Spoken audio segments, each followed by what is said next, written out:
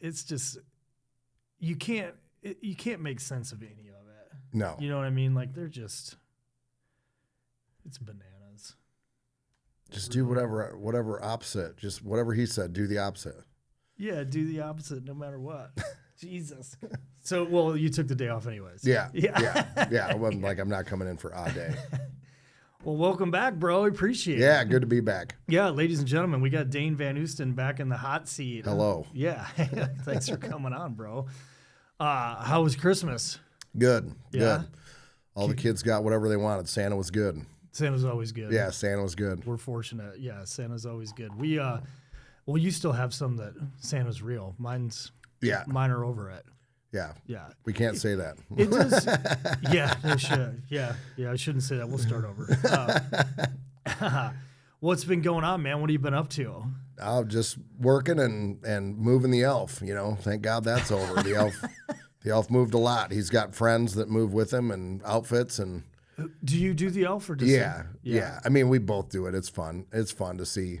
He, during Christmas time, he shoots out of bed to go find the elf. He's for 6, sure. I remember. So yeah, right. So now he's gone. He'll never get up again. Like, Who was I talking to the other day where it was almost like it was chore base. Like if you didn't do your chores, then the elf wasn't gonna move. Right. Yeah. If you didn't go to bed at a certain time, then he's. We had one day where he didn't move and he shot up and ran out there and then come back all somber. Like, what? He didn't move. I go, well, you didn't go to bed on time. No, but maybe he'll move today. Yeah, right. Yeah. When we're gone. Yeah. So it does give him a little incentive. I'm not going to lie. There's a little part of me, I was talking to Jen the other day, there's a little part of me that's like, man, it's almost, I mean, it's still cool, but when the last one is done with it, it's like, meh. Yeah. And I was telling the 14-year-old, we went to breakfast with Santa at the Pines and he was not throwing a fit, but he didn't want to take a family picture with Santa. And I was like, dude, you will miss this when it's gone. You'll miss it, So like, also do your mom a favor, come up, put a smile on your face. Yeah, it's almost like that little, like that broke, like, come on, bro. Yeah. Come on, man. Yeah. Just play along. In 4 years, you'll be in college and you'll miss doing this. So, yeah, for sure. Yeah, for sure. So he did. I mean, he's good. He's good with that stuff. What was the hottest gift? There's always the hottest gift. For the oldest, he got a PC. So a gaming PC. So he's, he had the Xbox, the PlayStation, and now it's I got to have the PC. So he got one, and he lives downstairs now. Yeah, but permanent residence downstairs. Yeah, and the 6-year-old got the new Oculus, whatever. So because he's a big Gorilla Tag guy, Oh, so the VR run around. Yeah, the VR Gorilla Tag where they're. I mean, if he's not playing it, he's trying to watch it on YouTube. So that's a big thing. So all the toys like the jets and he got a River Patrol boat that shoots rockets and all that off to the side. I'm gonna play these video games. No shit. Yeah, which is kind of sad, but it's right. I mean, there's the screen time, dude. Like, do you ever wonder about the screen? It's not even anything to wonder about. Like, the screen time is a problem. Yeah. But it's almost one of those things like, what do you do? You can't keep them away from it. I mean, and if you could, but it would almost be, what do I want to say? Like, it would be, I don't want to say more trouble than it's worth. Yeah. But it would be an effort. Yeah. We always set a timer, and how strict we are with it, varies, but we'll set a timer and then it's like, okay, time to take a break. Because you've been on it for 2 hours or whatever. But if you let them, the oldest one lives down there. I mean, he wakes up, and if you don't tell him to do the necessities and personal hygiene, and that's the age anyways. But I remember being on video games too. But we're straight downstairs, and you won't see him again unless you say you need to take a break. Yeah. So, but to your point, if you say to the little one, no more Oculus today. He doesn't throw a fit, but he's upset, and then 5 minutes later it's, okay, can I play again? Really?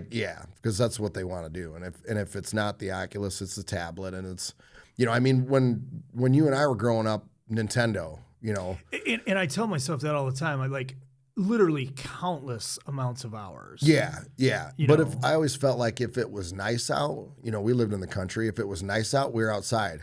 I mean, we also learned how to handle guns at a young age, and that was always fun to go out and rip rounds off, in the country. So, I mean, we did that. But like, if it was snowy or cold or whatever, I mean, I can remember being on Christmas break, you unwrap your new Nintendo, and that's what you do for 10 days, Yeah. So, I mean, like you said, I try to remind myself that we did the same thing. I just don't think we didn't have tablets, we didn't have cell phones, we didn't have, it's a constant stream of technology and screen time all day, every day. Yeah. And I do wonder about that. Is it doing damage? I think I'll speak personally for myself. I think it's making me dumber. Yeah. You know what I mean? Because you don't have to use your brain. Yeah, because it does, like, it 100%, I feel like it's making me dumber. And I don't have a lot of runway. You know what I mean? Yeah. You know what I mean? Like, yeah. Like, I can't spell very much. You know what I mean? Like, it's, and you don't have to remember shit. You know what I'm saying? Right. And you're so heavily reliant on it. And if at 45 years of age, if I'm noticing, negative effects, say nothing about like my anxiety and this and that, like I can't imagine what it's doing to them. And I often think like, what am I doing eyes wide open? How am I letting this, like, my youngest just got, has had a cell phone for 6 months, and already is like, I don't want to say can't function without it, but you know what I'm saying? Like, it's already an extension of his person. Yeah. It's just never not in his hand. Yeah. And I can't fucking say shit because mine's never not in my hand. Right. So you often wonder, like, what are the second and third order effects? Because there'll be a lot of good, like, I've noticed it, and I don't know, tell me if you've noticed, like, they don't have to ask me questions anymore. They don't really have to ask, like, they just ask their phone. Yeah. And I look at it kind of like, as long as you're doing well in school, then I guess it's not really doing that it's not an issue, but if you're failing your classes, and not doing homework and pushing everything off because you want to play video games, and now it's a fucking problem. Yeah, now it's a problem. Yeah. So, that's kind of where I'm like, is it really, I mean, you'd rather them be in the gym, like we have the gym at the house, like, come on, come out and lift with me, let's keep working out. You're in wrestling, and I got Siege I got to get to, like I got a Siege have like date, appointments. Yeah, we got an operation starting. Yeah, what kind of workout are we doing? Because I've got 30 minutes before I got to step off, go outside cross the wire. line of departure in Siege or whatever. Okay, sorry, And that one's that's like a Call of Duty one, right? I think so. I've never played it, but it's a first person shooter, I think. Yeah, because they're all synced up. They're all talking to each other. The funniest thing that I've seen so far is when they have friends over or go to a friend's house and they bring their gaming systems and go in separate rooms. It's bizarre. And it's like, why are you even here if you're not going to hang out? Like, they go in separate rooms and set up their station and then play each other from separate rooms. Yeah, and they just meet up in the kitchen to destroy the place. Yeah, and that's it. And then they go back to their stations and you don't see them. Yeah, I've never and that was the other thing too. And I'm obviously not a gamer, but they don't, like, I would ask my youngest. I'd be like, hey, I'll play with you, but there's no 2-player. No, there doesn't seem to be any two, like, split screen like how we used to do it. No, it's all your own. Go over here, go over there. You'll put the TVs back to back and play. But yeah, no split screen, no cords to the. Like, it's all online. I couldn't get into it. Like, I tried when I was single and living by myself. I tried to play video games. I was 20 something years old. I couldn't do it. Like, I just I could do storyline, like, but the online, I could not get into it. Really? No, the people yelling and screaming and, like, it just, like, I liked doing the storyline and the just doing the game, and then having the objective to beat the game, get to the end. Yeah, and there doesn't seem to be no ends. end. Yeah, ends to these. No, it's all who's going to be the pro, who's the baddest dude in the map, but who knows all the cheat codes and all. I liked doing the mission and then being, well, that game's done, on to the next one. Right. I could relate to that. Like, I kind of quit playing. I was like, once I discovered girls, which was right around the 8th grade freshman year mark type of deal, Yeah. like I don't think, other than every now and again. Yeah. But my priorities had shifted. So there was and obviously once I was in the Marine Corps, I didn't have a TV. Right. You know what I mean? Like it just wasn't a thing. And I didn't I don't want to say re-immerse, but it didn't come back into my purview until I got overseas with the agency. And I, much to my shock, like that was kind of a main thing when there was downtime where guys were playing video games. Yeah. And I couldn't believe it. Because not only were these guys 10 plus years my senior, like I had not touched a gaming console in a decade, if not more. Yeah. And I was like, holy shit, this is what you guys do? You Yeah. know? And then sure enough, I sat down and I was like, oh, I remember how fun this was. Yeah. Whether you're playing zombies or whatever, you know what I mean? And then pretty soon, now I have one. Yeah. I come back from Afghanistan or wherever, and I'm like, okay, now I'm going to buy one. And then days of my life are gone now. Yeah. Because I get sucked back into it. So it's almost like I shut it. I don't touch it because I know what I'm going to do. If I get into a game, it's going to be days before I come up for air. Yeah. And I just can't afford it. Yeah, right. I know guys, I'm going to be 42 years old that are, same my age or older, that they do that. Like every night is a headset, Really? and that's what they like to do. Go ahead, to each their own, but Oh, yeah, I couldn't do it. Yeah, I just couldn't do it. It's not, I don't, it's like I said, like if I'm being honest, like I'd like to, but it won't be for an hour. Yeah. I'll be up until 2, 3 in the morning. Right.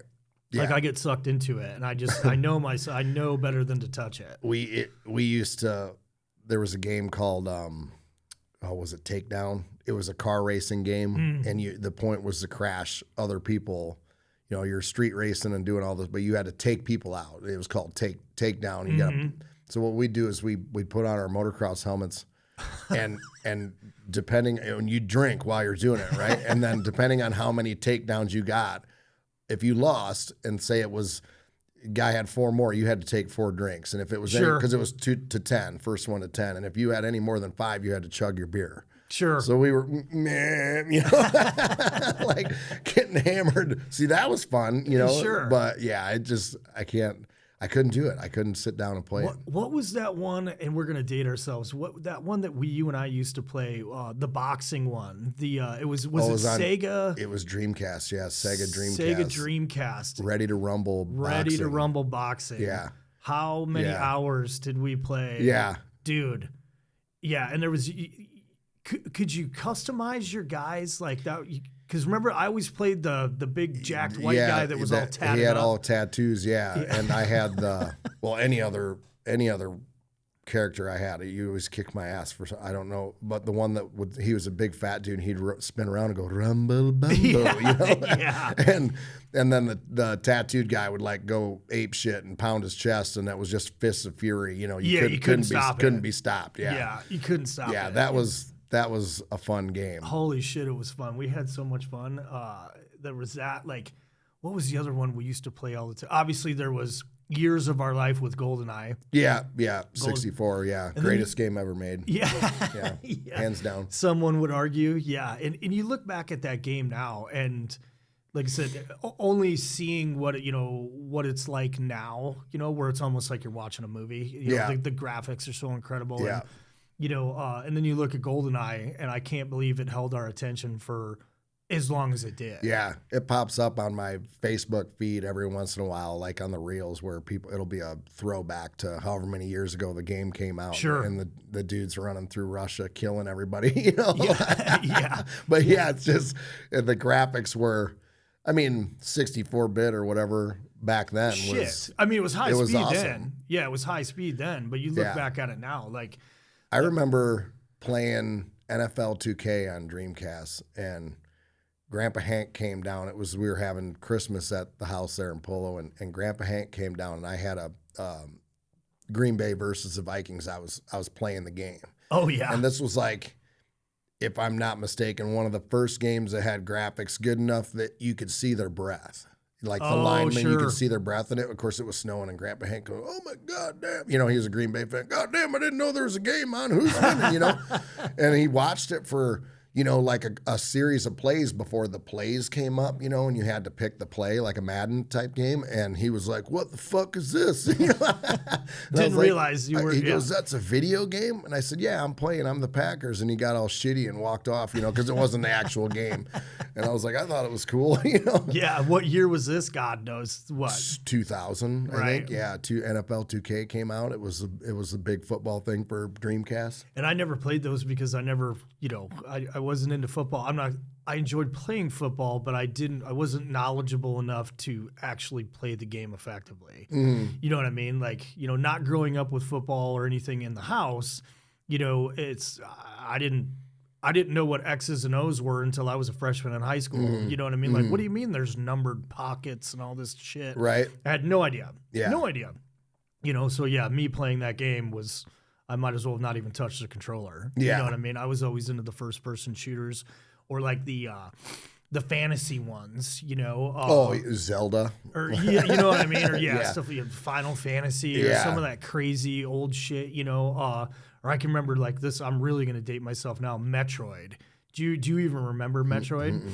Metroid was you were like this space, soldier, so to speak, right? And you had to make it through all of these levels, like think Contra, but just, kind of that linear map. You could go up, you could go down, but it was all, if you died, and I can't remember how many levels, but there was a lot. Mm-hmm. And the whole goal was to get to the mother brain, and you had to destroy the mother brain to like win the game, right? But let's say there was 10 levels, and they were long, dude, like super long. And if it doesn't matter, if you died, you started over, all the way over. Yeah, all the way over. Yeah.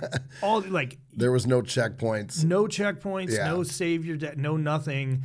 So it would be a marathon, dude. It would be a marathon, and you want to talk about like high stakes, controllers flying across the room. Yeah, yeah. Losing your shit because you're at 9 point, or and it would take you like, it was basically just a memorization of each level to try, to get back to and where you couldn't were make any mistakes. Yeah, you know what I'm saying? You couldn't make any mistakes, and then when you beat it, the first time we ever, and I'll say we because it was a friend of mine. And it was an entire weekend. Like you said, no showers, no just, yeah.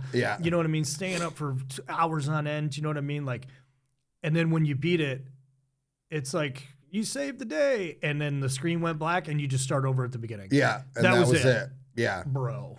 What a fucking letdown. My whole life's a lie. You know what I mean? Like we were so let down. Yeah. We were so fucking upset when, like it was so anticlimactic. Right. When you finally beat it. And I can honestly say that, like, I was probably like in 6th or 7th grade, you know what I mean? And I was like, okay, this was a waste of time. Mm-hmm. Like, it was fun, but if there's no carrot at the end of it, like this, okay, I'm kind of done with this shit. Yeah, yeah. But yeah, it's going all the way back to the screen time. Like I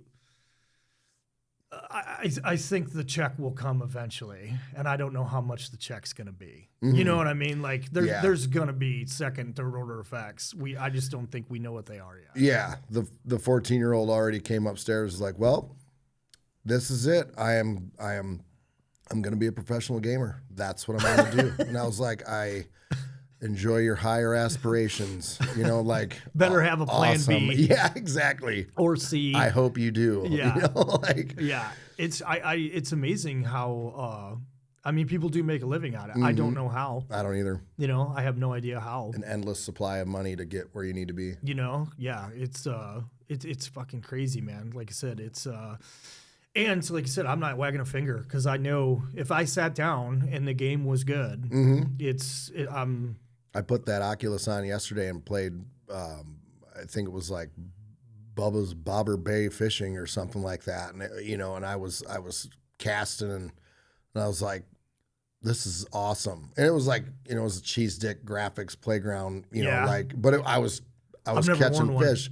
Well, I tried one way back when they first came out, and we were with a group of friends, and I just kept thinking I was going to get fucking sack tapped or something the minute I put these things on. Yeah, so I'm I was vulnerable. very fucking paranoid, you know, like, yeah. So I couldn't put it on. I just didn't, you know, and then we got the new one this year, and I was like, well, I'll try it, you know, like there's some cool like bar fight games and different stuff. There's a bar fight game? Oh yeah, for sure. Where really? you just, you can walk into the bar and like, I've seen it on reels. I haven't played it yet, but it's like a dance club or whatever, and you just walk up and grab a bottle and, you know, shatter it over somebody's head, and then everybody starts coming up on you, and you just start kicking everybody's ass. No shit. Yeah. That would be fun. It's funny on the reels. Like, it looks fun to play, you know, but I wonder how does it, like, if your opponent, you know what I mean, if Tommy Tough Knuckles, you know, like, how do you know when you get hit?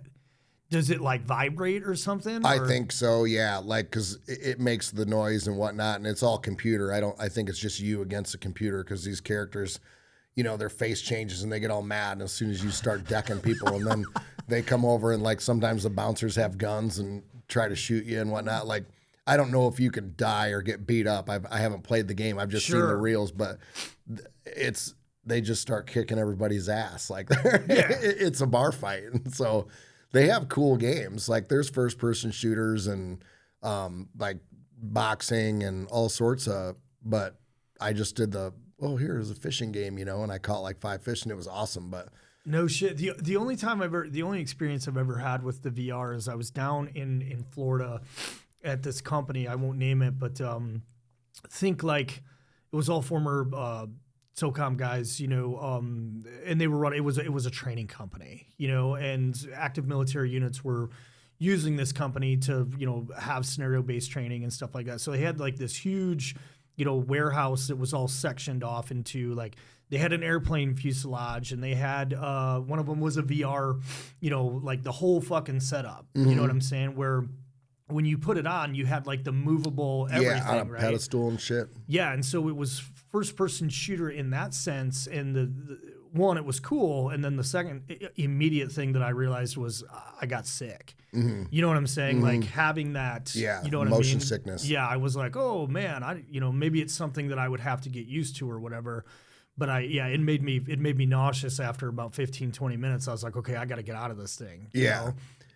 I've seen the videos where people take off running into shit, you know, and I was like, what? Come on, you know, like, really? But I put that thing on, and I thought with the fishing game, like, you're not really moving. You can move and walk around the map, but like if it was like a football game or something, I could definitely see how you could be like, you just take off sprinting in a direction, like, and run into shit. Like, run through your screen door or whatever. Yeah, I could definitely see how that would happen, but it looks fun. Yeah, now I want to try it. Yeah, I'll take 2. Yeah, I was gonna say I'm coming over to. Well, how does that one work? Is everything's online? Everything you're just downloading. It's all just connected to the internet. Games. Yeah, it's another thing I know. I know better than to have it. You know what I'm saying? Like, I know I would get sucked into it. The thing that I can't figure out is the money that they want to spend in the game. You know, like, dude, they were playing a dirt bike game yesterday, and the oldest one come up and says, "Hey, I want to buy this dirt bike on my game." And I go, "Buy it on your game?" He goes, "Yeah, it's like $25. I get this sweet dirt bike that I can race." I was like, $25 and you get a video game dirt bike to ride? He goes, yeah, and you can change the graphics and what, you know, if I spend another $400, I can, you know, put gold rims on it or something. You know, I was like, I go, save your money. Like, don't spend it on video game stuff. Or what was the other one? The skins, V-Bucks, skins. Yeah, Fortnite skins. They buy like costumes. Yeah, the amount of money that you could spend. It's genius on their end, because they're from a capitalistic standpoint. But it's genius. You want to spend how much on a video game? Like, you don't get anything, right? It's just a video game. Yeah, you get a new costume. Yeah. Well, and I went down the same rabbit hole with mine. I was like, do you get to keep it forever? Like, do you have like a? And I'm kind of being ridiculous, but what I meant was, okay, you get to buy this skin, this badass camouflage or outfit or whatever. Like, do you get to keep it then? Do you have it? Like, if you spend that 10 or 15 or $25, is it yours for until you don't play the game anymore? And he's like, oh no, you only get it for a handful of rounds or something like that. And I was like, man, save your fucking money, like, God damn, like, it's, yeah. And then, sometimes I say yes, sometimes I say no. Now he always comes up with a fistful of cash. Yeah, it's your money. Go ahead. I'm going to tell you it's a bad idea. You want to spend it on that? That's your money. Go right ahead. Yeah. And I guess we were the same way. I mean, once again, dating myself into ancient history, like, how many quarters did I put into the, whatever machine? Fucking Terminator 2. Yeah. At the arcade. Yeah, they didn't make enough quarters. Right, you know exactly. What I mean? Like, yeah. I'd put $50 in that bad boy if Marvin would have let me. Right, yeah. Yeah, we're all old and wise now. Like, now it's gambling machines. Yeah, exactly. I have those. Yeah. Yeah, exactly. Good Lord. Didn't think of it that way. Where you been traveling? We moved around. We were just out in Utah. Yeah. Yeah, we did that 22 jumps. Yeah, awesome. Yeah, how was that? It was incredible. I mean, completely blew past any expectation, if I had any at all, which I didn't know what to think. I mean, I'd been skydiving before, but I knew we're going to do all the cool stuff, base jump, skydive, high line, Jeep crawl, never done any of that. And of course I thought this is going to be cool, but I mean, can't put into words how awesome it was. And the building and meeting everybody and, building that camaraderie that I know we talked about on the last episode about how people kind of long for that camaraderie you have in the mill, and you get that back. all these guys are vets, and that was a huge thing. Like, I really wanted to go out there and experience that camaraderie and that togetherness, with that unit cohesiveness, which of course, you walk in and everybody's sizing each other up, right? You're sniffing butts. Yeah, exactly. Because all these alpha males and whatnot in the same room, and then we did the introduction, and it was like immediately you could tell everybody was like coming together right off the bat, But it was that nervous icebreaker, go through the whole room and say what you do, say where you live and whatnot, and what branch or whatever you're with, and then after that it was everybody was like going to be best friends. Sure. So. Yeah, man. And from an outsider, I shouldn't say outsider, but like an observation post, if you will, right? Because me having been my second time out there, my second time being involved, like you can really see it. You know what I'm saying? Like, because make no mistake, we're obviously observing, when I say we, like, let's say the cadre, if you will, like we're observing your guys' interaction, because collecting data and information and basically always trying to, how can we make it better, so to speak, right? Not that it's not already off the charts awesome, right? And we see that. We're like, they're sniffing butts right now. They're trying to figure each other out. You know what I mean? And then it's interesting watching that, what I would call like the armor or the walls slowly start to, by the end of the first day. No, for sure. It's, you know what I mean? Like all the armor's been dropped. Yeah. Or for the most part, you know what I'm saying? Yeah. Like, because you've been through some crazy shit right off the fucking bat, and like, what did you think? Because you had what, a year to prep? Did you? Yeah, it was 9 months for sure. I think. So you had 9 months because we had to cut weight. You had to make sure that, you know what I'm saying? Like, what were your thoughts as the months and the days and the weeks kind of as we led up to it? You know what I mean? Like, what was going through your head other than, fuck, I got to make this weight because I want to do this event? Yeah, right. Well, that was the big part. Like they were telling me I had to be under 200 pounds, to do the base jump. And I think when I started, I was like 260. Yeah. And I was like, I've been under 200 pounds since sixth grade. Like, I've been 6 foot and 200 pounds since I was born. Right. So that was a big thing for me was, how am I'm gonna have to train. And the other thing I thought was the elevation, how serious is that going to affect my cardio and whatnot? So I just, kind of made it my mission because I'm like, I'm not going to go out there and not be able to hike or be the dude that can't do it, or fall out or whatever. That was a fear of mine. Like, so I trained hard and I got down to 220, like right around 220, 225. So I lost quite a bit of weight. And I ended up being able to do it anyways, only because conditions were perfect. There was no wind, and the guy that I was going to jump with was a bigger dude, so he could jump me, you know. But I was disappointed going out there because even though I had lost almost 40 pounds, I was like, didn't make it, you know, didn't make it, and I was short of starving myself, you know, just doing carnivore and PTing like crazy, and then I got to do it. And so in the video, that's why we're talking about being skinny. Yeah. I want to tell Tristan how skinny I am because he told me to think skinny thoughts as I was going up the side of the mountain, you know, to jump. Yeah. And we got up there and got to do it. Yeah. Make yourself puke a couple times. Yeah, exactly. Yeah. I had that incident where I had to take that magnesium citrate for an afternoon. If you've never done that, get ready to live. No, Just like colonoscopy prep. Oh, juice, yeah, okay. You know? And I think I lost 7 pounds, and it was terrible. It was the worst 12 hours of my life, you know. But to spare the audience that, like, I worked hard and I didn't think I was going to make it, so I was super fucking grateful that I got to go. He you know, he goes, stands up. Who's the bigger guy? Me, you know. Yeah. He goes, stand up, and he just stood next to me. He's like, yeah, I could jump you. He's like, you're an in shape 225 though.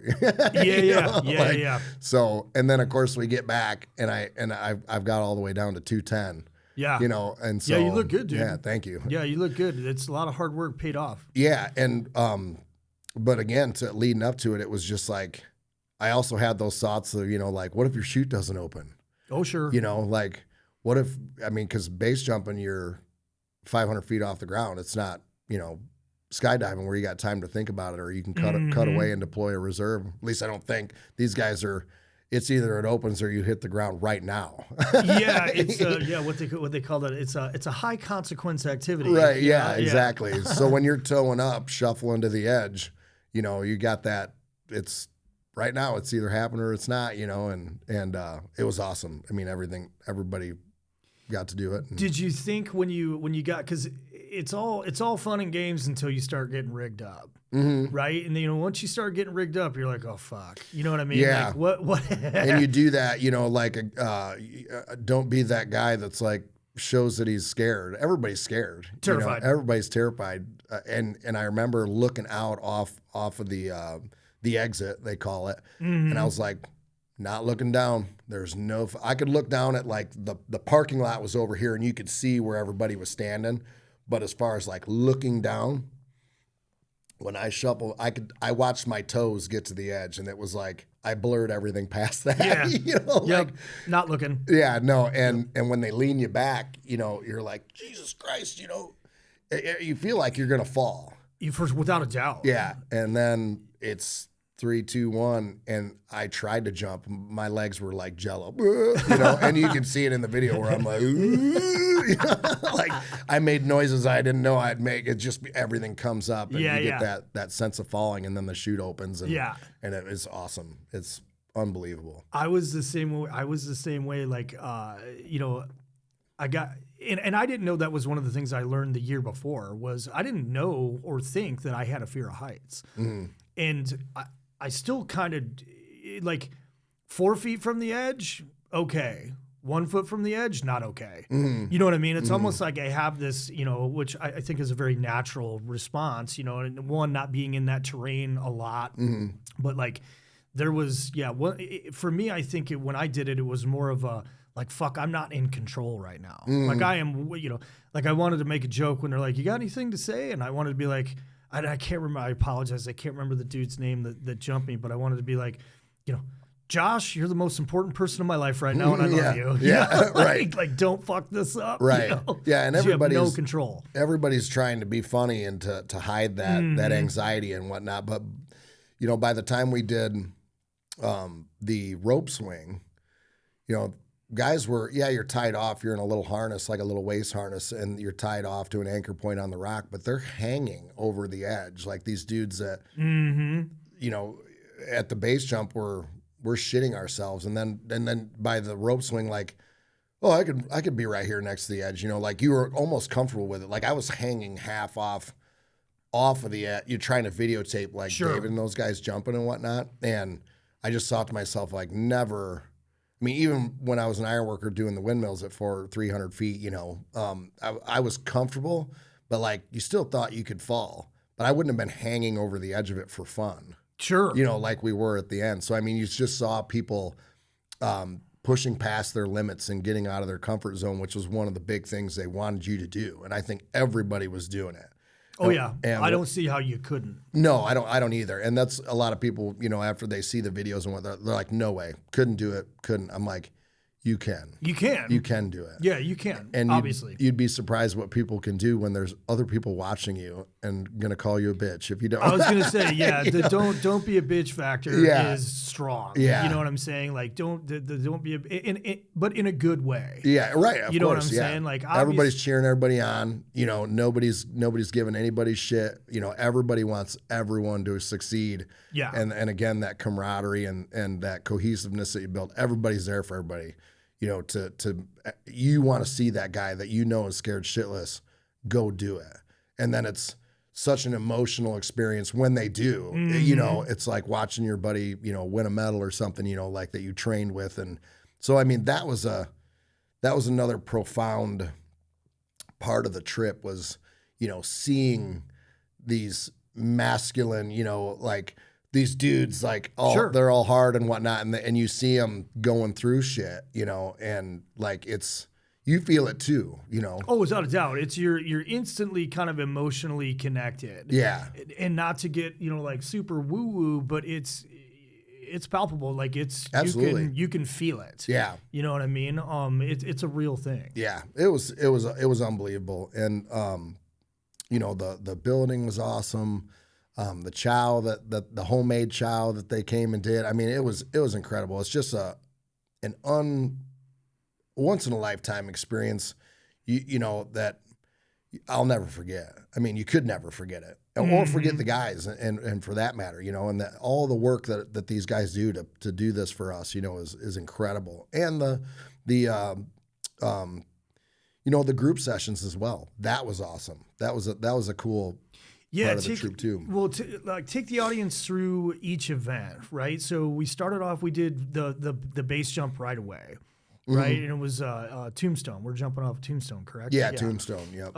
Which is obviously like just showing up into the parking lot. I don't know if you can attest to this, but like when you show up to the parking lot for the first time and you're kind of looking around and they point to where you're going to be exiting, you're like, holy fuck. Yeah, it's up there. Yeah. Like it's, we showed up at Tombstone and kind of got everything ready, and you're surrounded by canyon walls, and so it's gorgeous. Yeah, it's unbelievable. It's like it's not even real. It's another planet, and they say, yeah, you're jumping from there, and again, you're like, that is high. And then once the first group gets up there and you're looking through the spotting scope at them, because you can't see them from the ground, and you're like, that is really high. Like, yeah. So they are far away, and you're hanging out, watching them, and just kind of letting that anxiety build. Is like, when is it going to be my turn? Because I think we did 3 groups, and then we hiked up the back of it, which was super cool. There's a lot of what were they? Petroglyphs. Yeah. Like, so cave painting type stuff, paintings. like that was super cool. And you hike up there and you get up there, and then once you're up there, it looks even higher, than when you're on the ground, because you can see, like I said, the parking lot was right over here. If the exit was here, it was right here, so you could see where everybody's standing around watching. And the first part of the climb is like pretty steep. You're zigzagging up there, and we talked about the training. I was sucking wind. Oh, yeah, I mean, the altitude's legit. Yeah, the first time we've actually had to exert to get up, and I was like, I hope the whole way isn't this steep, because this is gonna suck. Mm-hmm. This is gonna suck bad. And then it planed out and kind of went a little bit more gentle and whatnot. So had I not trained, I think I probably would have had an issue. It would have sucked, yeah. I mean, I can attest. I showed up pretty cold. Yeah, like how bad do you want it to suck, or how sore do you want to be the rest of the time? Yeah, the first year I showed up, and it's shame on me because I didn't, I just didn't have the bandwidth to really focus on. I had come from work, so it was literally like, okay, 2 days from when I'm supposed to be in Moab, which is where this event takes place. It was like, okay, fuck, I'm going to Moab. All right, cool, I'm going to Moab in 2 days. And not really, like, that was like just get to the airport, get to the Airbnb, and I'll figure it out from there, right? Well, not the correct answer. You know what I mean? Like, I was like, oh shit, I should have taken some time and actually prepared for this, because it's not that you can't do it. You can't show up cold, obviously, but how bad do you want it to suck? Right. You know? Yeah. So, and I had remembered you saying that, you know, when we found out we were going to go, you were like, you should train. Like, yeah, don't show up cold. Yeah. It'll suck. So we get up to the top there, and they're getting the first people suited up, and the anxiety just keeps building, you know, and once you get strapped in, and I found out I was gonna be able to do it, you know, and we shuffled to the edge of that, and it was like, holy shit, you know, like don't be scared, you know, don't act like you're scared, and everybody was scared, like we said, but you know, 3, 2, 1, and off you went, and the chute deploys, and then you just float down, and it was, but that, like I said, I tried to jump, and my knees were just like, bleh, you know, like off we went, and floated to the ground and landed, and that was it. And everybody's cheering and, you know, clapping for you and hugging and having, I mean, like, cause it was awesome. It was cool. Yeah. And half of it, you know, obviously 50% of it is because holy shit, you did it. And the other 50% is, and I'm still healthy. Yeah. My legs didn't shoot through my spine, you know, when I hit the ground. So yeah, so that was that was the first day. Like, it was, woke up, got chow on the bus, doing awesome shit right off the bat, you know. And so everybody got done, and I can't remember, did we do another event that day or not? We shot over and did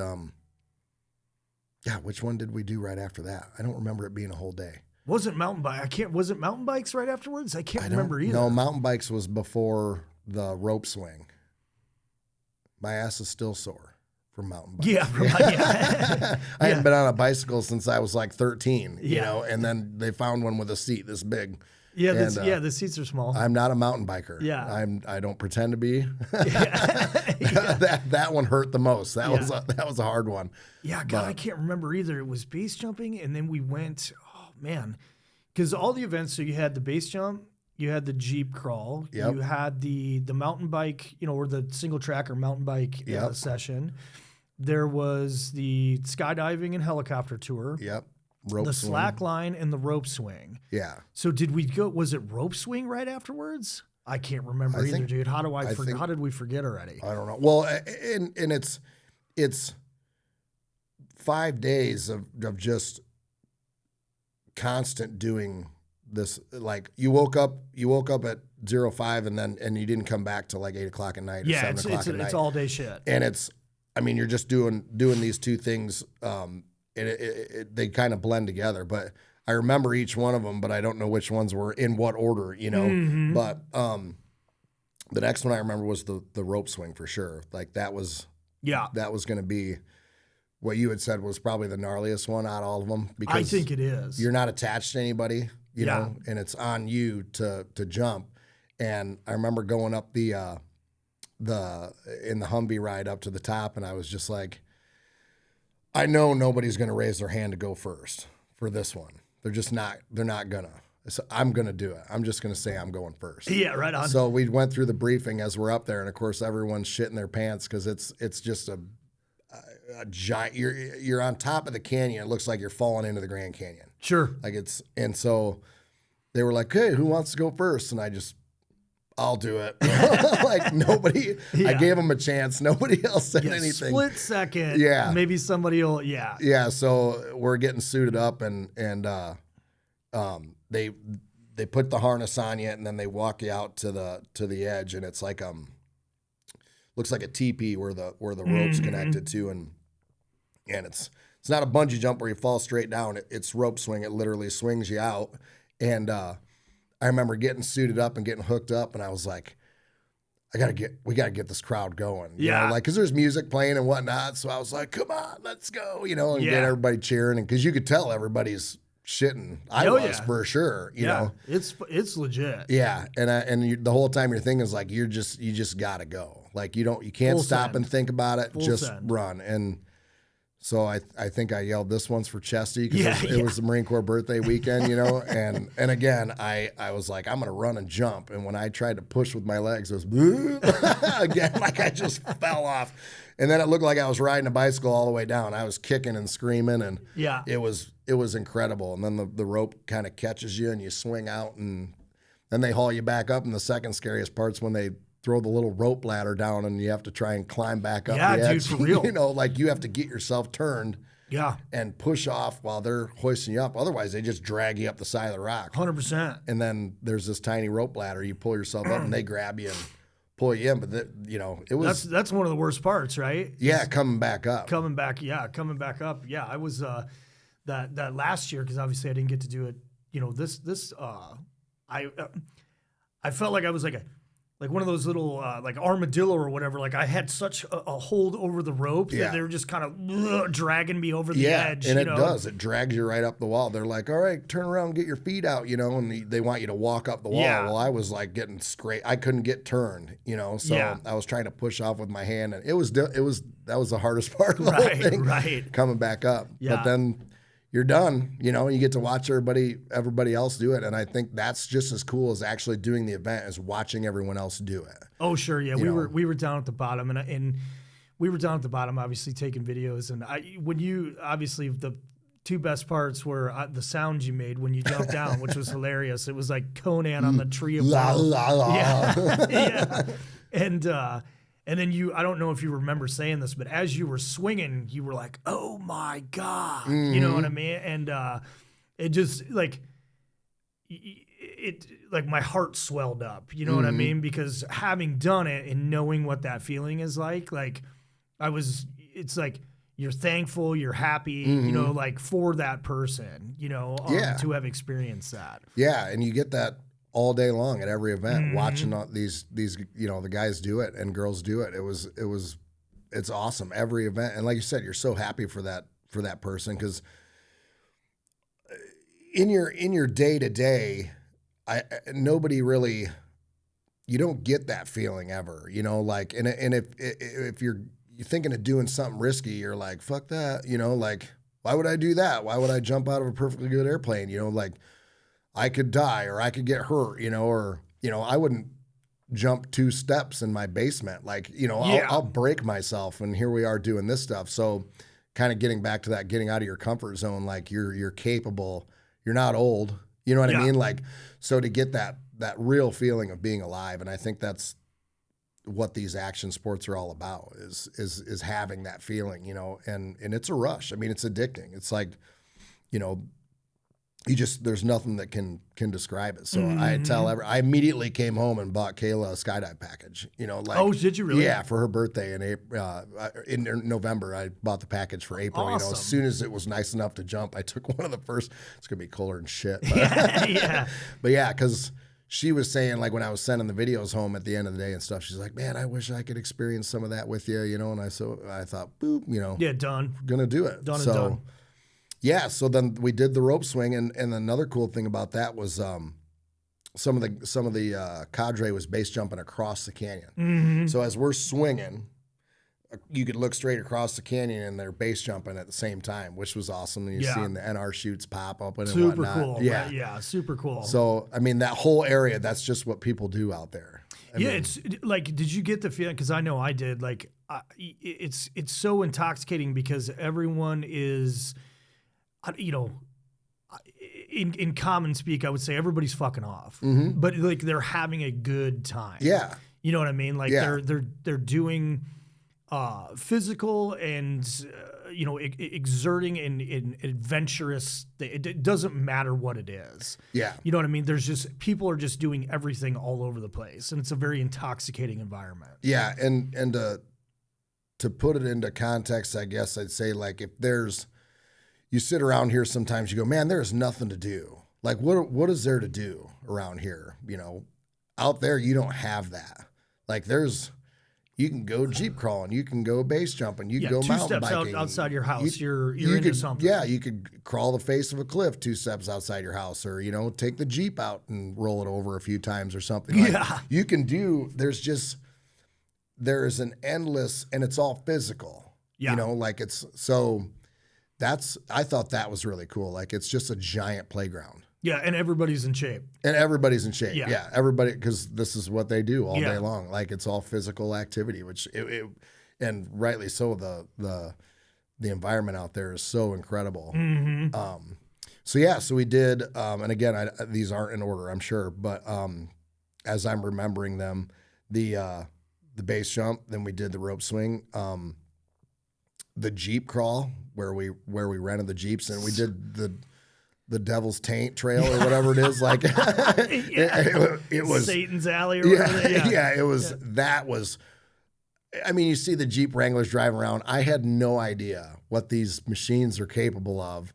And again, the terrain helps, with the grippiness of the sandstone and what else is out there. But we were crawling shit in these Jeeps. Like when we first pulled out, the first obstacle you go through is a ridge, and it's 4 foot on either side. First of all, you're so steep, you're staring at the hood driving up. You don't even know where you're going. Yep.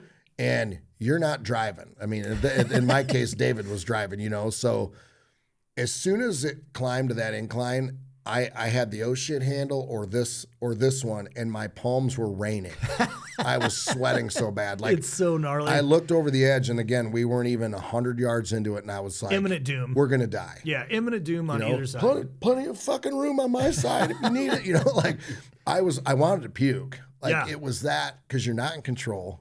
Yep. You know that if this thing rolls over, because it was 60, 100 feet off in the air, for sure. I never fucking measured it, but it's tall enough where it is going to be awesome. Yeah. And it's going to suck if you go. And you're navigating solely by radio traffic. The Jeeps can communicate to each other, and you've got the lead guy giving you basically directions, but you can't see where you're going. And again, the scenery, you could see is it the Colorado River that runs through there? I think, yeah. Yeah, like it's mini Grand Canyon-esque. I've never been to the Grand Canyon, but like the lookouts and stuff,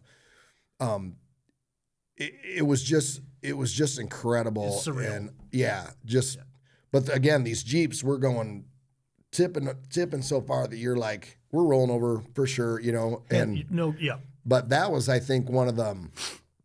Like, it was such a long, it was an all day thing. So, it was an all day adrenaline rush. Anytime we came back to the Airbnb, it was like you just got the shit kicked out of you.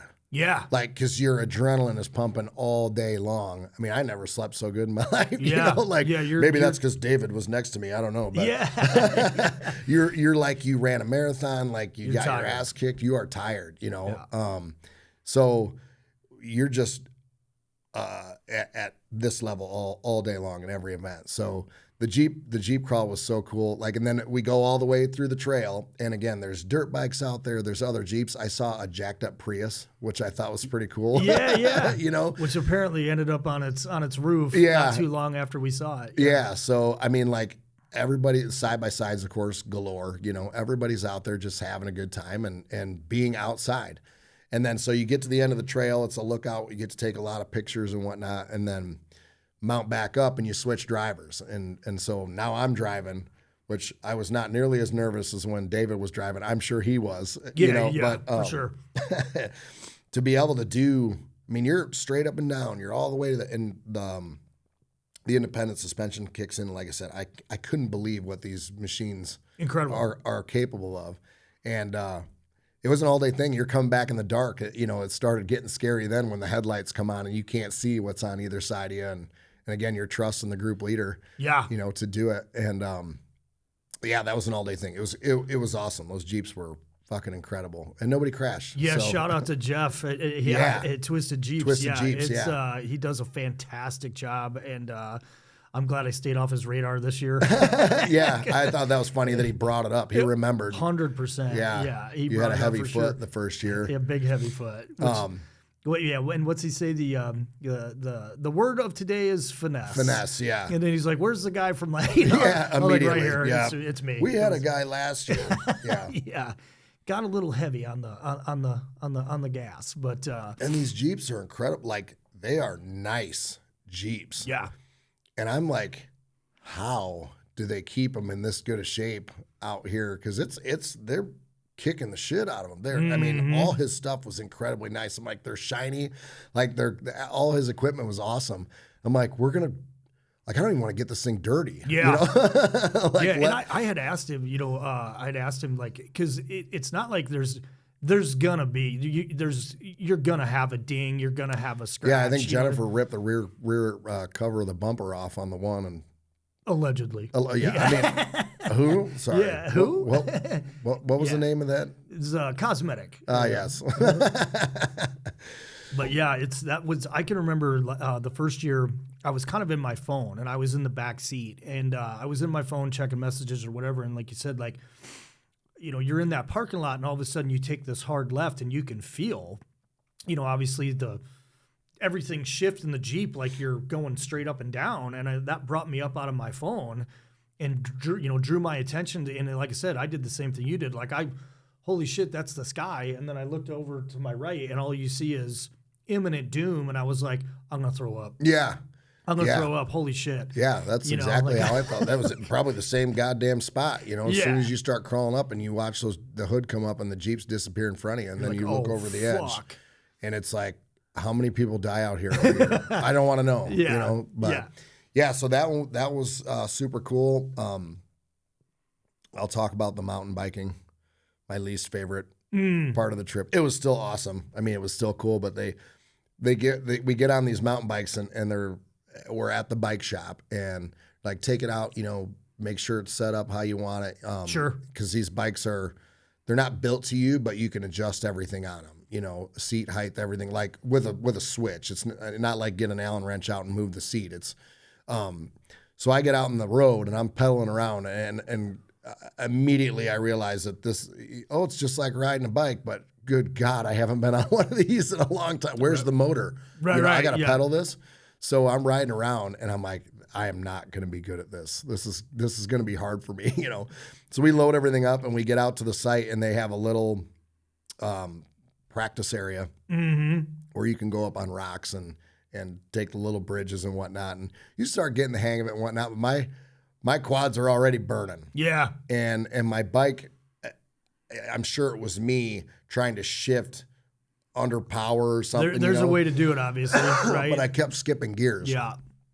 And when I was going up hills and stuff, and even after hiking it, I was like, we're going to ride bikes up this stuff? Like that, this is going to suck, Like, and it did. It burned. My legs were burning, but I kept skipping gears, and then my seat wouldn't come up and down. And again, I'm sure it was all user error because I don't know how to use the stuff. Yeah. It's not a huffy, 10 speed. And we were going through awesome. I mean, the scenery is awesome. Going over trails and whatnot, and people are wiping out, and I'm like, you could seriously get hurt. They say that's They say that's the most. Not to cut you off, they say that's the most because a lot of those guys have their finger on the pulse. And when I say guys, the cadre, they've got their finger on the pulse with like the search and rescue. You know what I mean? And I can remember the first year. When we were Jeep crawling, there was a couple different times where we had to stop to like make way for search and rescue. And I was like, Jesus Christ. I was like, what, and they were like mountain biking.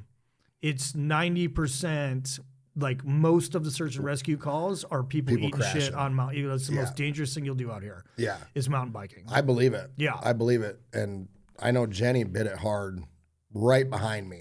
I could hear her coming and I was like, because it's that limestone sand kind of gravel, but they're bigger rocks. And we were going at a pretty good clip. I mean, we were probably doing, 20 plus miles an hour, 25 miles an hour and downhill.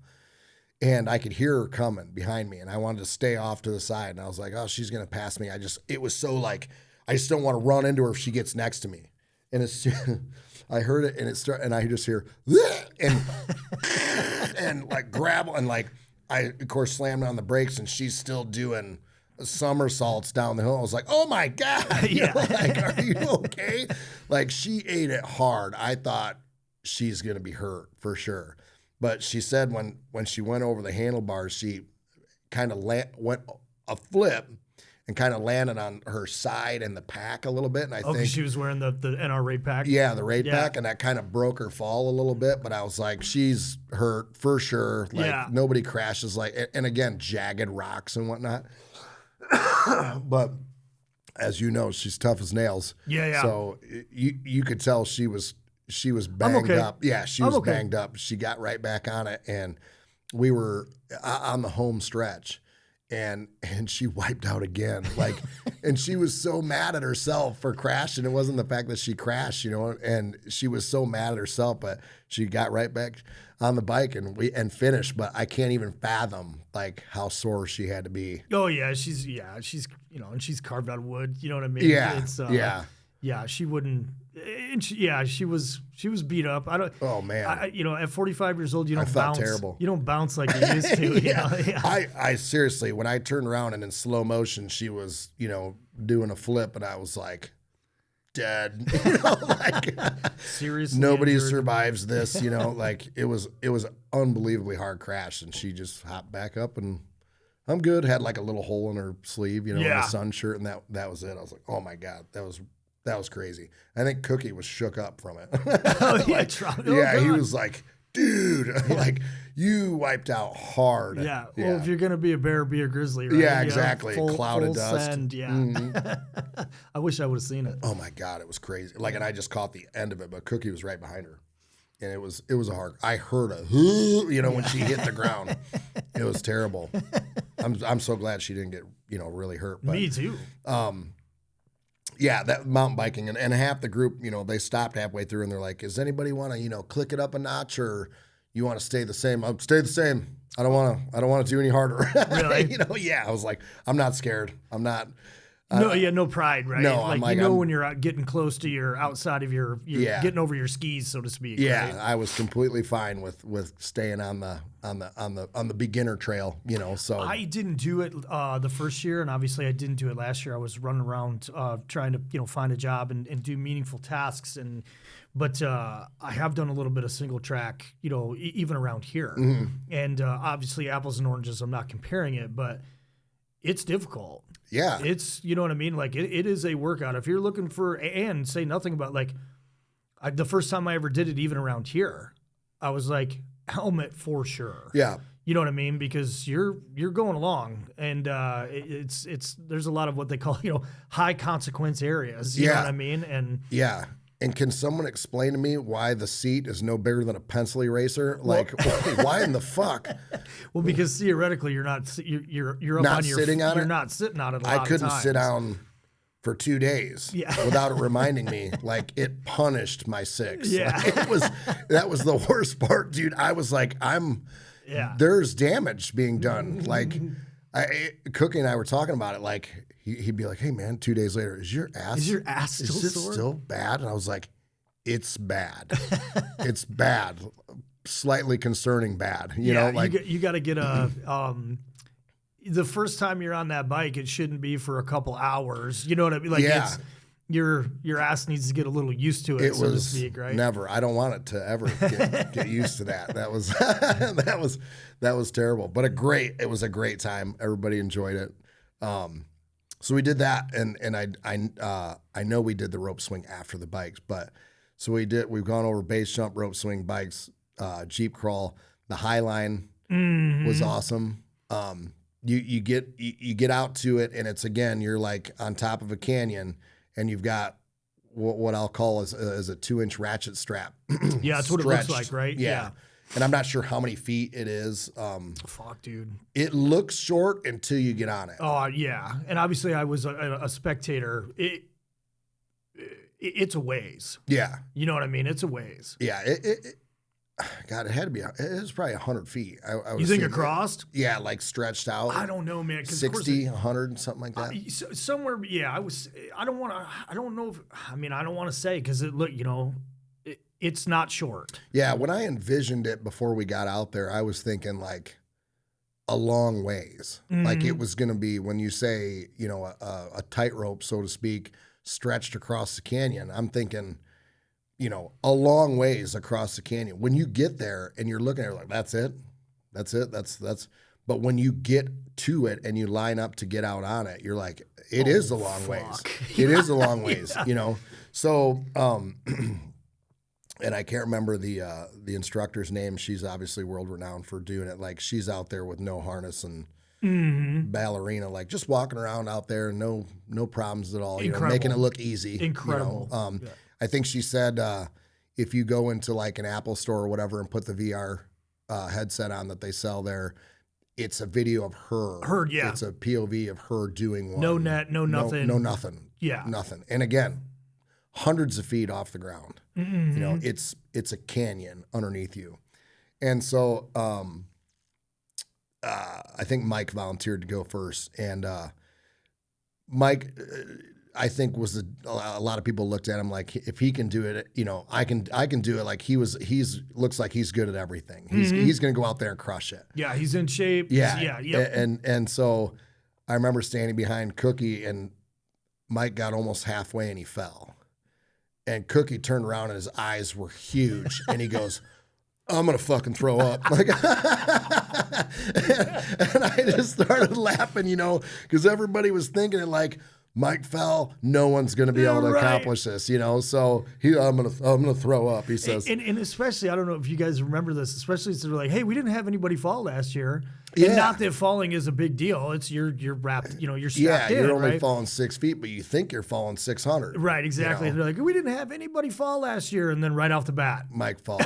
You're like, oh fuck. And then you have to either pull yourself back up via your harness strap, or they have to come out and basically pull you in, and then they give you a little rope ladder like at the rope swing, and you crawl back up. So watching, again, Mike's in shape, dude. Like, he was having almost a hard time pulling himself up, and of course we're all thinking, well, this is impossible. Like, if my fat ass falls off of it, I'm never gonna be able to pull myself back up. Yeah, I just live here now. Yeah, exactly. Yeah, this is where I live I'm now. a pinata for the rest of my life, you know. So, he fell, and then I can't remember if David went next or who was after him, but David made it across. Mm-hmm. He made it across, and so I think people started kind of coming down after that. I just kept thinking of my days as an iron worker, walking beams, you know, again, which aren't very wide, you know, and so I was like, well, I can do this, you know, this won't be hard for me, but I had the stage fright shits, you know, like I had to go take 70 Ps before I went out there, you know, like, and if I do fall, am I going to shit my pants? I think you said I was going to shit my pants. So it made me think I'm going to shit my pants. But I got out there, and when you, of course, the hardest part's getting that first foot out there. I bet. Because you just pick something out across the way. I stared at where the top, because you have a top rope, and it's not taut, it's loose, but you've got these little ropes that hang down that just kind of give you a little balance. It just kind of gives you something to concentrate on, keeps your arms up, you know, kind of like if you were walking like that. But I stared at where that was attached. She's like, you can either look at the little lines on the strap. I was like, nope, because I'll go right past it to the ground, you know. And if I can look at something that's static across the way, I'll be able to focus on that. And so you get your first foot out there, and the line just as you're standing on it, and you're barefoot, so you can feel it. And I just kept thinking, like, how far is this thing gonna sag? And then you get your other foot out there. Now you're 1 foot in front of the other, and it's, you know, this. And the instructor, she kept saying, the rope's not shaking, you are, you know. So, like, in essence, concentrate on just relaxing. Don't, you know, like, you're fine. Just your body doesn't, it's telling you don't, your mind's going, shouldn't be out here. Yeah. You know, that was good during her pre-brief, kind of walking through that. Like, it's, and obviously I'm going to butcher this. I don't remember verbatim, but she was basically like, all of your physiological reactions is because your brain is obviously telling you that you're doing something that you're not supposed to be doing. Right. It's something unnatural. Right. And just like laying that groundwork, I thought was awesome of her to do that, so that you kind of knew what to expect and didn't freak out. You could start talking yourself into it, you know, because again, you're strapped in. If you fall, you're fine. You know, that's one of the things that was hard to, you know, like you're trying to convince your brain to be like, relax. You think of it, you're doing it 2 inches off the ground in your backyard. You're not going to fall. Like, you're not going to fall to your death, you know, So I get my 2 feet out there and 1 foot in front of the other. And then at that point, it's just focus, concentrate on your breathing, and just stay calm. And as you're going, the rope continues to sag.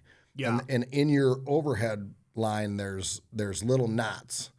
And so you have to start coming down on the end of it because you can't, because if you don't, you just keep doing this. So you're trying to concentrate on moving your hands down, but you got a death grip on the on the rope. So you're trying to get to the next knot down.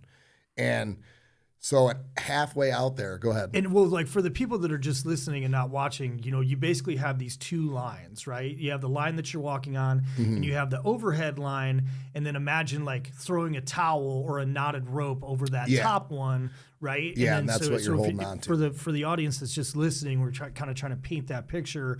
So you're, you know, 1 foot in front of the other, and then you've kind of got the Jesus Christ pose going. You know what I mean? Yeah. With the knotted rope. Yeah, your hands are up by your ears. You know, so yeah, it is a tight rope. So about halfway out there, I started kind of getting the like tunnel vision a little bit, and that was telling me I wasn't concentrating on my breathing. I was holding my breath. Oh, I could. You know, I bet. So I had to really like take a minute and take a few deep breaths. It was like, because, you know, I'm not going to pass out here halfway through, and I just kept remembering the first time I ever had to walk the iron as an iron worker.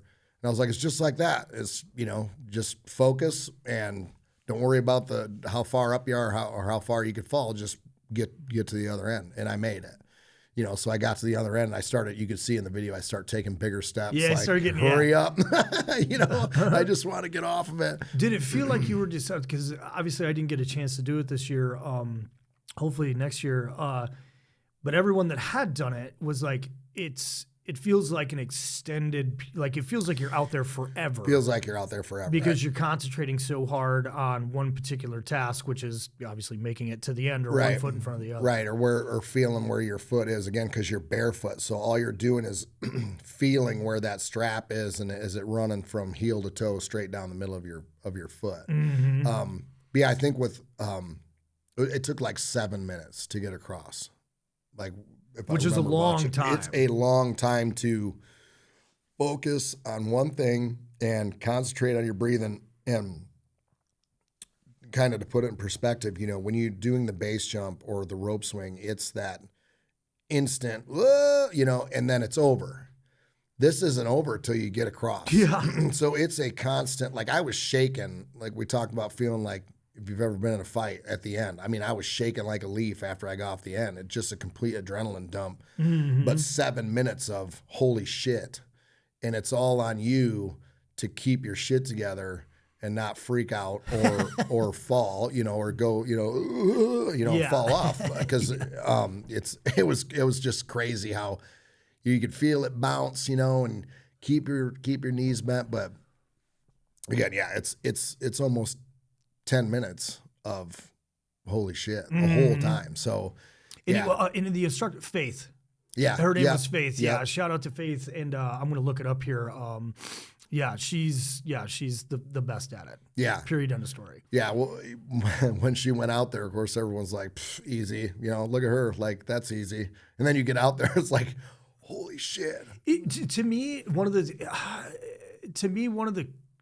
the most eye-opening things about being out there is that's even possible. You know, think about how hard you had to work at it to do it. And then there's another human right next to you that could literally probably walk across it on her hands. Yeah. You know what I mean? Like that level of, it's just, to me, like that's the most eye-opening thing is that there's humans, you know what I mean? And her in particular that literally could probably do a cartwheel out there on that slack line, you know, or high line or whatever you want to call it. It's just incredible, dude. Yeah, it's incredible. Yeah, it's amazing, and again, the feeling that everybody gets when you know somebody makes it across and whatnot. And the guy I mentioned earlier, Cookie, he was, I'm going to throw up, you know. And he made it. He did it. Yeah, he did it. I was at the end waiting for him when he got there. It was super cool. You know, he was all jacked up, you know, that he made it across. And of course, we all were too for him, you know. But it's an incredible feat.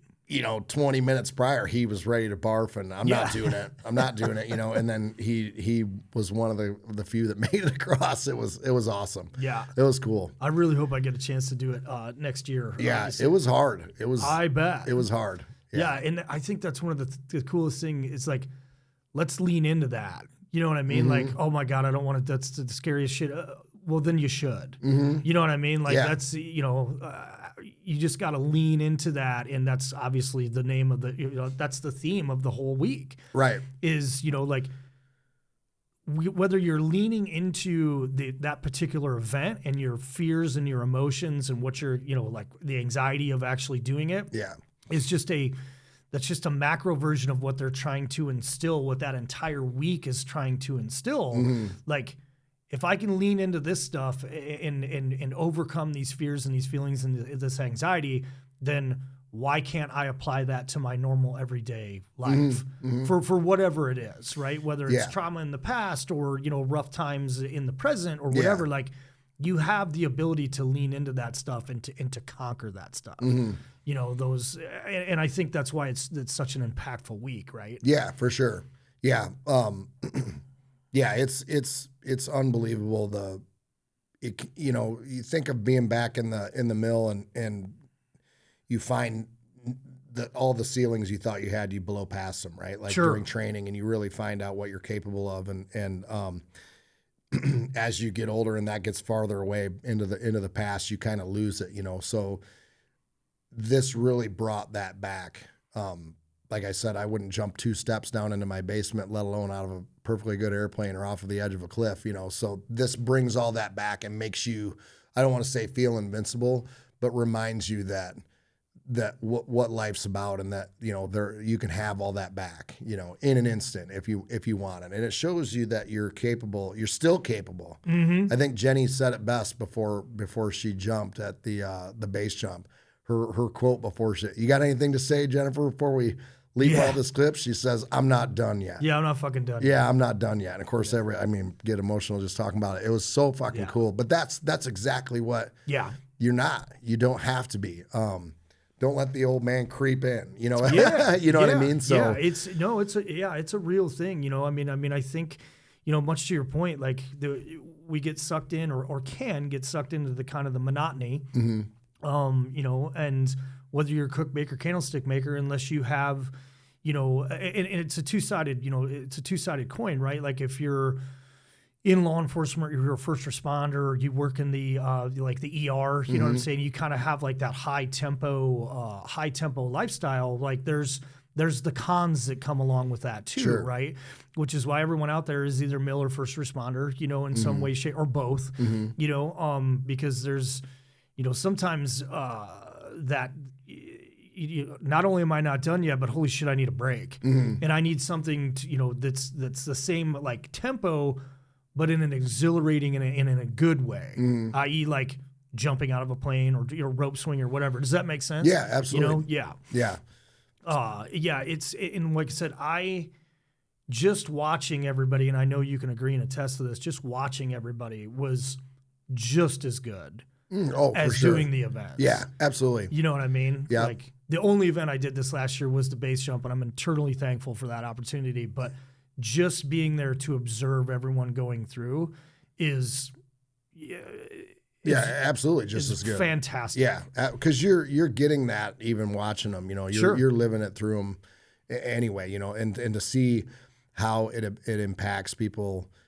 Emotionally, that again, it's palpable, it's contagious, you can feel that. And it's just seeing other people like going through that. And I think, really truly being happy in that moment, is obviously contagious and you can definitely, it definitely rubs off on you. So to see him accomplish this stuff and to see him be so scared and then so happy when it's done and they did it, is unbelievable. Lots of hugs. Oh yeah. Lots of high fives. Lots of bro hugs. Yeah.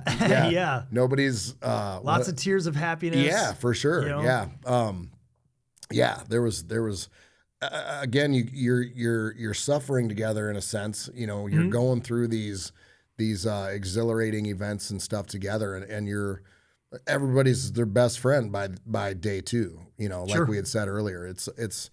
And again, that was one of the things that I was really hoping to find by going out there, was to gain that sense of camaraderie and to, form a bond like that with people, so that you think that, well, never going to get that again, like the dudes you served with and whatnot. And And you definitely did, by day 2. Like, again, everybody's in that. You're just sizing each other up when you walk, hey, what's up? And then by the end, you're hugging and everybody, you should come out here. We'll get an apartment together. Yeah, for sure. Like that type of stuff, know? So, so that was the highline. And another event we did was canyoneering, which rappelling and stuff. That's the one we forgot. We forgot canyoneering. Yeah. Exactly. I thought to jump ahead, like the hiking was awesome. The guides were super cool, made it fun. It was because we were running. I mean, we were running when we were going to the canyoneering. And who was it? Would have been Josh Sheline. It was John Sizzle. And there was Mike. Was Mike the medic? Mike was the medic, and then I think Josh's brother was out there too. Yep. So shout out to all those guys. They do awesome. They're fantastic. Yeah, Mike was in the back of our Jeep when we were doing the Jeep crawl. And goddamn, we had so much fun. It was so fucking funny. He's awesome. Yeah, he's a great dude. Mm-hmm. So we're hiking up there, and again seeing the petroglyphs and all, passing people going. Everybody's having a great time. Sure, it's beautiful. Yeah, nobody's having a bad day out there. No, nobody's unless they're hurt. Even, right, and even then they're still kind of Rather be hurt there than in a snowbank out here. Yeah. But you get to the top where we do our first rappel, and I haven't rappelled since boot camp, so I'm kind of thinking to myself like, okay, remember how to do this, but again, to even the this event had the holy shit moment is when you're hooked up in the harness and you're trying to go over the lip, as they call it, like, so you walk up to the edge of the cliff and then you got to turn around backwards and lower yourself basically backwards, and you're almost laying down. Like, you're perpendicular with the ground, so you're, I'm trying to paint the picture here, but you're hooked up to your waist and then you just lean over the edge backwards.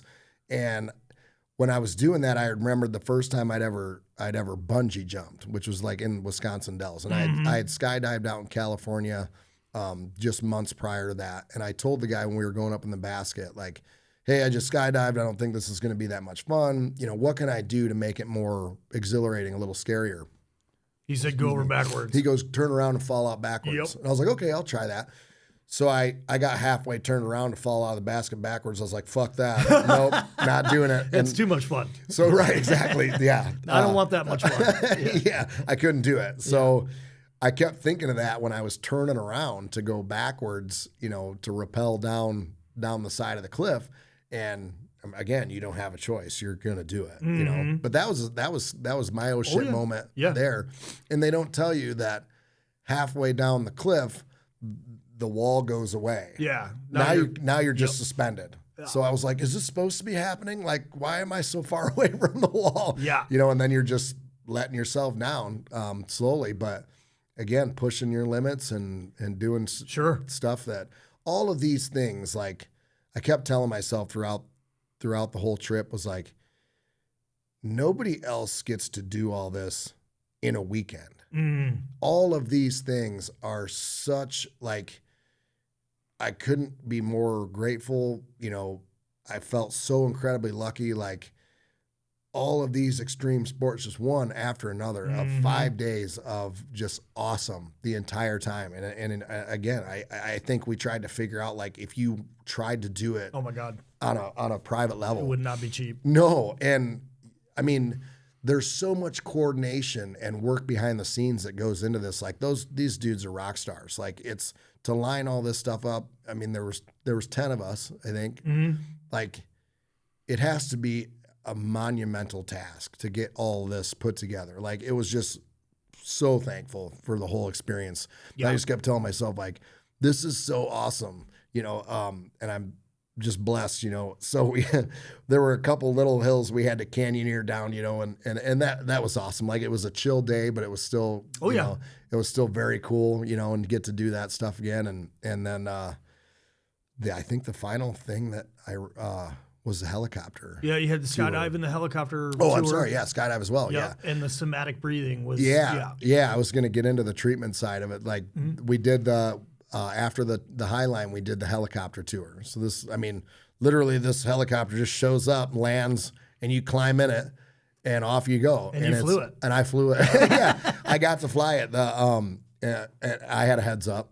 I knew which seat to sit in. I was like, hey, get in the front. Get in the front. They might let you fly it. They did me last year. Yeah, so we climb in it, and we're flying through just off the water through the canyon. Like Creedence playing in the background. Like Huey Vietnam type shit. Back in the shit. Yeah, exactly. And we landed and got to see a bunch of like petrified wood that was a forest at one time, so that was super cool. We got to explore around. We came around the corner and there was a herd of bighorn sheep sick. taking off. So that was cool, got to see them and did some exploring. And then we got back in and we took off and he's like, all right, your stick. And I was like, he goes, yeah, my stick. Yeah, you just grab it. He goes, I'm telling you though, don't manhandle it. It doesn't take much to just like the guy said, finesse. Very gentle. Yeah, and so I've got a hold of the stick. He goes, just don't grip the shit out of it. You'll be able to tell just in the slightest movements, move that helicopter. It's incredible. He's running the pedals, but I've got the stick. And I look over at him, and he's on his phone. I'm like, oh, shit. And so I've got it, and he looks up, and he goes, yep, doing good. Back to his phone. I was like, holy shit. And he says, you see that little cutout in the canyon right there? Take us right through it. And I was like, fuck. But as we were flying, like I didn't know it. Like we were getting slower. Like I was slowly pulling back on it. Like, so he would just nudge it forward, So I got to go through that little cutout, How fucking badass. Like, that's incredible, But yeah, when he was on his phone, I was like, hey, bro. Yeah, you might want to watch what I'm doing here because I said I feel like this could get out of hand really fast. Oh, yeah. Like if you just did that, it's game over probably. It wouldn't be good. No. Yeah, I did it in a plane. Yeah. I did it in a plane, and it went from everything's fine to oh shit real quick. Yeah. And thank God my instructor was, paying attention because I could have fucked us hard. Mm-hmm. Or as he put it, he goes, usually as an instructor, I'm grossly overpaid. He goes, and then students do what you just did. And he goes, and I'm grossly underpaid. Yeah. He's like, why did you do that? And I was like, I don't know. I don't know what happened. I don't know what, you have that reputation of just manhandling either the gas pedal or the joystick, apparently. Yeah, full send. Sometimes, like I need to study the finesse part of it. But yeah, same thing. I was sitting in the front, the year prior, and like you said, the responsiveness of the aircraft, and I didn't go through any like obstacles, but we were just over a train. Like we were keeping pace with this train, which was super cool. And yeah, just any little bit of movement. Tiny. I had fingertips on that thing. Correct. And kind of letting it do its thing, but yeah, even just any sort of 2 pounds of pressure and it's going that way or that way or nose up or nose down. It was incredible how responsive it was. So, but we got to fly it and he showed us some really cool shit. And then we landed and another group got on and they did it. And that was cool too. Cause he buzzed us, we got some really cool footage of it coming up over the canyon, and that was super cool. Like, super grateful to be able to do that. And that can't say I'll never fly a helicopter, Right, like, yeah. So check and check. Yeah, it was awesome. And then skydiving is always awesome. It was like the only thing that I had actually done prior to going out there. Yes, shout out to everybody at Skydive Moab. They're awesome. Yeah, Charlie was my instructor. He was super cool. I had to ask him, I go, other than a malfunction, what's your worst day out here? And he's like, getting puked on, for sure. Getting puked on. And which means it happens. Right. A lot. Which is probably why they wear the full face helmet, and visor and whatnot. And he goes, you'd be surprised how often that happens. And I was like, oh man, that's terrible. And I had to ask him, does anybody go naked? And he's like, yeah. A lot. I was like, and the reason I asked is because when I had skydived out in Lake Elsinore, California, and one of the dudes in our unit, it was when we were getting ready to deploy, he did it naked. He on the way out, he's like, I'm jumping naked, little Korean guy. And I was like, why would you do that? Like, there's a guy strapped to your back. He goes, why not? Yeah, Roger. He goes, if I'm going to do it, I'm doing it naked. I was like, okay. Sounds great. And he did, so I asked Charlie, I said, does anybody do it naked? He goes, there's actually a naked skydiving club. Oh, sure. Yeah. He says, if you do it, you have to send in a video or proof that you did it. And then they send you a naked skydiving club sticker. Sick. Like, it's like something to shoot for, Yeah, I'm not that photogenic. Yeah, exactly. Yeah. So he was awesome. Had a great time. I felt like I've done it twice now, and one was in Lake Elsinore, California, which was like a dry lake bed, mountains, like super cool scenery. And then out there in Moab, and same on par. Unbelievable scenery. Like I was like, I don't know if I could do it anywhere else that would be as cool. Like check those two places off. Just unbelievable. And we did like a 70-second free fall, I think it was. It felt like forever. I mean, the coolest part was you're riding up, you're stacked up in this plane. Everybody's on top of each other, and even dudes riding in the middle. And the doors open, and the single jumpers, they went out first. Fun jumpers, they went out first. And then you hop up off your seat. And again, the guy's strapped to your back, so you're kind of bent over. And what you do is when you get to the door, you grab onto the grab bar above the door and swing your legs out. Well, as soon as your legs go out, it feels like it's going to suck you right out of the plane. Yeah. And then you're like, holy fuck, And he says, just grab the grab bar, swing your legs out. And then as soon as I tap you, cross your arms, and we'll go. Yeah, head back, and we went out, and before we jumped, he's like, "How many flips do you want to do?" I said, "As many as possible," And so I'll admit, the first time I ever did it, I had my eyes closed. In California, I had my eyes closed. I was head back, and my eyes were closed. I kept them open this time. So it was like plane, sky, plane. We did like 3 flips and then leveled out, and then at that point, it's just super windy, but you can see forever, and it's beautiful. And 70 seconds of free fall, and then the chute deploys, and he handed me the risers, and he taught me how to steer it. Yeah, the toggles. Yep. Yeah, and you float to the ground like for 5-6 minutes. I can't remember how long it is, but it's just incredible. The whole thing is just incredible. And Charlie was fantastic. He was funny. We all had a good time because. The fuck you Dusty going around the whole time, the instructor next to me, name was Dusty, and they were all yelling, and he's like, what did I do? He was all upset about it, like, what did I do?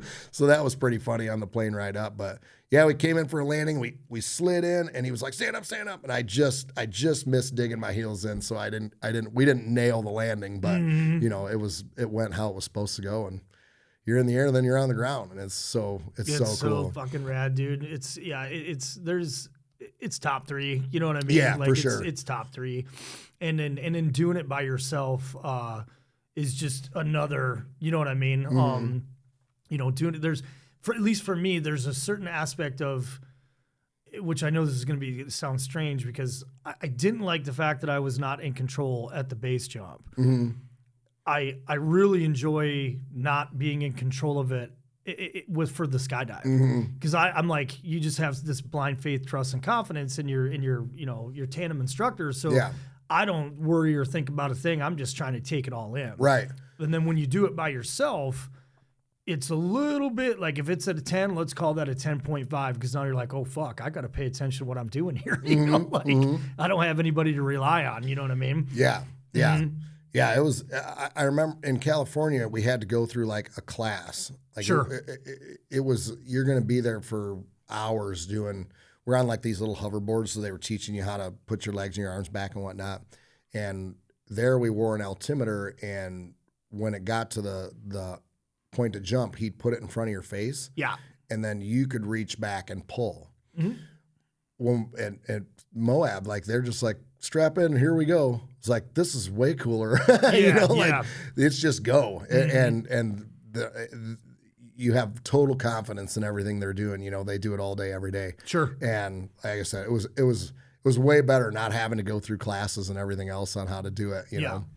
But it was amazing to me how like it was busy. Like there were people in what do they call those, squirrel suits or wingsuits? Wingsuits, you know, that, I mean, just fun jumpers, again, to attest to what people do for fun in this area. I mean, it was packed with people, plane going full load. Yeah. Here they come all day long. So, I mean, super, super cool. Yeah, that was an amazing time too. Just, again, it's so awesome. It feels like forever when you're doing it, you know, and then it's over and it's just a rush, you know, the rest of the day. So, yeah, it was cool. Got Kayla a hoodie from out there. Yeah, for sure. So, what else other than before we get into somatic breathing? Yeah, that the treatment side of it, which I really appreciated. Like that was super beneficial. That somatic, your other group, group like too, it was like a bonfire, you know, we sat around and talked and did kind of like a group therapy session, which was cool. Again, watching dudes drop their armor, you know, and kind of, you got to talk about shit. I mean, you just do, you know? So, I felt fortunate to be able to be in that setting and, you know, cause it's helping, whether it be you or the guy next to you, no matter what you say, and it's helping, you know? So, the somatic breathing, I had never heard of it before. I don't even know if I know how to describe it. Like, it's a breathing exercise, but I think it's like oversaturates your body with oxygen. You know, like your brain. So it's like rhythmic, deep breathing, and then there's music in the background, and then the instructor's talking you through it and whatnot. And basically, at least with my experiences, it takes you back in time to like talk to your younger self. You can see it. You can see yourself. Like, your body as you're taking these deep belly breaths and these chest breaths, and there's a science behind it. And again, what I would equate to like almost hallucinating, because I'm guessing is just your mind it's either oxygen or something. You're seeing these things. And I remember before we started, they had talked about how your muscles are going to kind of cramp up, like all the energy and everything is going into your mind and like the center of your body. So my hands were like this. Like I can remember feeling like my hands and my forearms wanted to break almost, you know? Yeah. It was such a strong feeling that you literally go back into time and you can kind of go through almost like a review of your life, you know? And it's no shit. Like, it's no shit. Yeah, it is. Yeah. I remember seeing like myself as a kid and going through memories that I probably hadn't thought of in years. And it's a way, again, and I could be completely butchering it, but for me, like a way to not forgive yourself, but like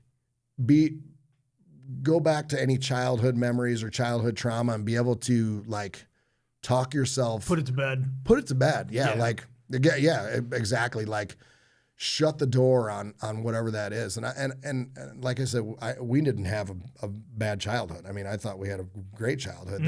I couldn't remember any type of like things that I needed to really address, except for like the combat aspect of stuff. But like to go almost to get ahead of it in your memories and then come to that point again while you're in this trance, and it's a legit trance. I mean, people were crying. I mean, a tremendous amount of release. Yes, exactly. Yeah. I mean, I'm sweating just talking about it right now. Like, you get that really, and I mean, you can completely fuck it off if you want to, but if you immerse yourself and really let it do what it's supposed to do and fully commit to the treatment, then like, again, you come out of it. And I could talk about it for days, like the amount of feeling and the closure and the release that you get. But you come out of it and it's like, I mean, to be a weight is lifted off your shoulders, you know, but it's more than that. You know, it's way more than that. And I can see it like being something that someone would want to do on a regular basis to keep up with that. Cause I think shit kind of builds back up. Oh, after, sure. You know, like, But at that point, like you come out of it and you're laying there and as you come back, cause you got a sleep mask on, you know, like I said, I was drenched in sweat, you know, and you just come out of it and like I couldn't stop hugging, you know, like it was so, it was immensely helpful. You're a new person. I mean, it's just, I can't hardly explain it. I know it's hard to put it in words, right? Like when I did it the first year, and the reason why I didn't go this last time was I didn't want, because the cadre had approached me, they're like, hey, do you want to participate? And I did, but I also didn't want to be a distraction. And so I had spoke with Marissa, and God, I can't think of his name right now. It was Marissa and the gentleman that took you guys through. And I apologize for not being able to, I can see his face plain as day. But I was like, hey man, what do you think? I was like, my brother-in-law, and my wife none of them have ever done it. I don't want to be a distraction. Like selfishly, I want to go do it because I know how good the exercise is. But I don't want to be a distraction. Is that fair? And he goes, no, that's 100% fair. And so I sat it out, right? I wasn't going to do it because I wanted you guys to be, you know, not be distracted, you know, and, you know, right, wrong, or indifferent, that was a decision that I made, right? But the first year that I did it, I was skeptical, and not skeptical in like, this is bullshit. Like, I was just a general, you know, let's see like what this is going to be like, you know what I mean? And, much to your point, you know, about, because it's about an hour long. Yeah, I think it's an hour, yeah. You know, right around the 20 to 30 minute mark when my hands started to cramp up, and like you said, you start getting the T-Rex arms. The T-Rex arms, you know? And then I actually started to kind of leave the room. Yeah, right. And I was like, oh, shit. And having had that experience through various other psychedelic, you know, treatments, like I recognized what was happening, and I was like, oh my God, this is like, I'm actually leaving. Like I'm actually starting to transcend. And the only thing that kept me in the room, because I was an asshole and I didn't follow instructions, I didn't use a blanket. So I was just laying on this tile floor, and like the coldness, the temperature, like that's what kind of kept me anchored to the room. Had I had a blanket and had I been a good student and followed instructions, I probably would have had a much deeper experience, if that makes sense, right? But it was still incredible. Yeah. Just through a series of breath, right? You know, that repetitive 2 bellies, 1 with the chest, you know, just repeated for that amount of time could take you to that spot. Like, it's just incredible, you know? Yeah. And I guess I didn't explain that. Kind of jumped right in, was that when you go in, you get like an isomat, a blanket, a pillow, and then the sleep mask, because they want you to be comfortable. They want you to be warm. And so when you said if you were just on the tile floor, that you know, but and again, to what you said, you do, you completely leave the room. You know, I mean, it's a different dimension, right? You know, so that I just knew that I wanted to have whatever. The whole weekend, I wanted to have the most awesome experience, like humanly possible. Like, and I wasn't going to do whatever they said. I'm doing it 100%, 110% in. I'm doing it, you know? So you could go in there and be like, you know, Lamaze, no, thank you. You know what I mean? Like that breathing exercise. You could. Like I said, and I hope I coached as much as possible. Like, none of these events, like in Tristan repeated it, and I was saying it kind of flippantly, like there's no tough guys out there. Yeah, right. Like, leave the tough guy shit at the door. That's not what we're here for. Right. Like, everyone here has already got the T-shirts. Everyone here's tough. Yeah. We get it. Yeah. You know what I'm saying? Like, commit to each event. Commit to, like, drop the armor. Yeah. Yeah. You know? And yeah, it was that was something like I'd like to be able to do again, you know, to continue on with that. But yeah, it was incredible. It was life altering, you know? So yeah, and between that and, like I said, the group with the fire with Dr. Dre, you know, that's awesome. I love doing that type of shit. You know, it is helpful. Again, like you said, no tough guy shit. Like we're all dudes. We all know it, you know, like talk about the shit you need to talk about. Nobody's judging you, you know? So, and it's good to, even doing these things, you know, it's good to get it off your chest, to talk about it, you know? So start to finish, unbelievable. Can't even describe the experience, you know. Yeah. It's incredible what 22 jumps does for guys and gals, you know. It cannot be measured. Yeah. Like I couldn't thank Tristan and the guys and everybody that had anything to do with it like enough. Like I felt, why me? You know what I mean? Yeah. Like that's if there's one, I don't even want to say negative, feeling, but because it's not negative, but yeah, it's you're so fortunate, you're so thankful, and obviously, yeah, there's that little bit like, man, everybody should be able to do this, right? You know, it's just like you said, it's hard to even articulate the experience. Yeah. You know. Yeah, and even the like at the end of the days we'd have our debrief, you know, with everybody in it, and then we'd all eat chow together and whatnot. Again, that togetherness, that it was just cool to, you know, be able to sit and eat, and or if you wanted to stay in the what do we call it? Not the cadre house, but the one we stayed in. Participant house. Yeah. Like you take your chow back there and sit quietly because it was almost a party, you know, sure. Like at the end of the day, everybody's amped up. Dude. Right. Everybody's having a great time. And sometimes you needed that. I'm going to stay over here where it's quiet, you know, and, you know, and some of the guys would come hang out and we'd eat and just bullshit. But I was ready for bed the minute we got back every day, you know, and part of that was I can't wait to see what happens tomorrow, you know, but sure. At the same time, I was just wore out.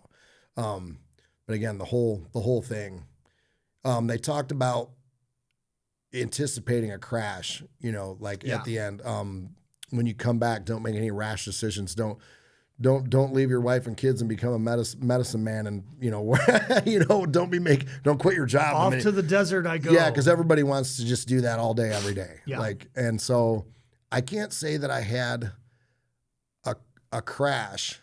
I think I had more, I don't know about, I'll call it the opposite. It was like I was almost like okay with, you know, because my job, I'm a highway maintainer in the traffic division. I put up signs or paint lines on the highway, you know, so super boring, you know. But I was almost like boring is good, you know, like this is awesome too. Like the whole experience gives you a new perspective on life in general. Like, this boring is good. I'll put up signs all day, every day, rather than go back to the prison, you know, and work as a correctional officer. Like, boring is good. This is easy. I get to work with good dudes. And so when I did because the reporter that was with us, and I apologize, I can't think of her name off the top of my head. She called and we kind of did a debrief. And this is again last week, so it's been weeks after. Oh, no shit. You know, yes. Right on. So I talked to her for probably about 30 minutes, and one of the things that I hadn't realized, but by talking to her, it kind of hit me was, you know, that whole weekend you're nonstop, go, go, go, and it's a constant barrage of awesome and adrenaline, and it's so fast paced, and it reminded me to slow down. Yep. Slow down. Like, everybody wants life to go so fast, and it does. And like, you know, you've got kids from 4th grade to 20, you know, like it goes so fast. And especially, I mean, it was November. So, I mean, you're getting into the holiday season and whatnot, like to just take it slow and take it in. Like when you're falling out of the plane, be present. Be present.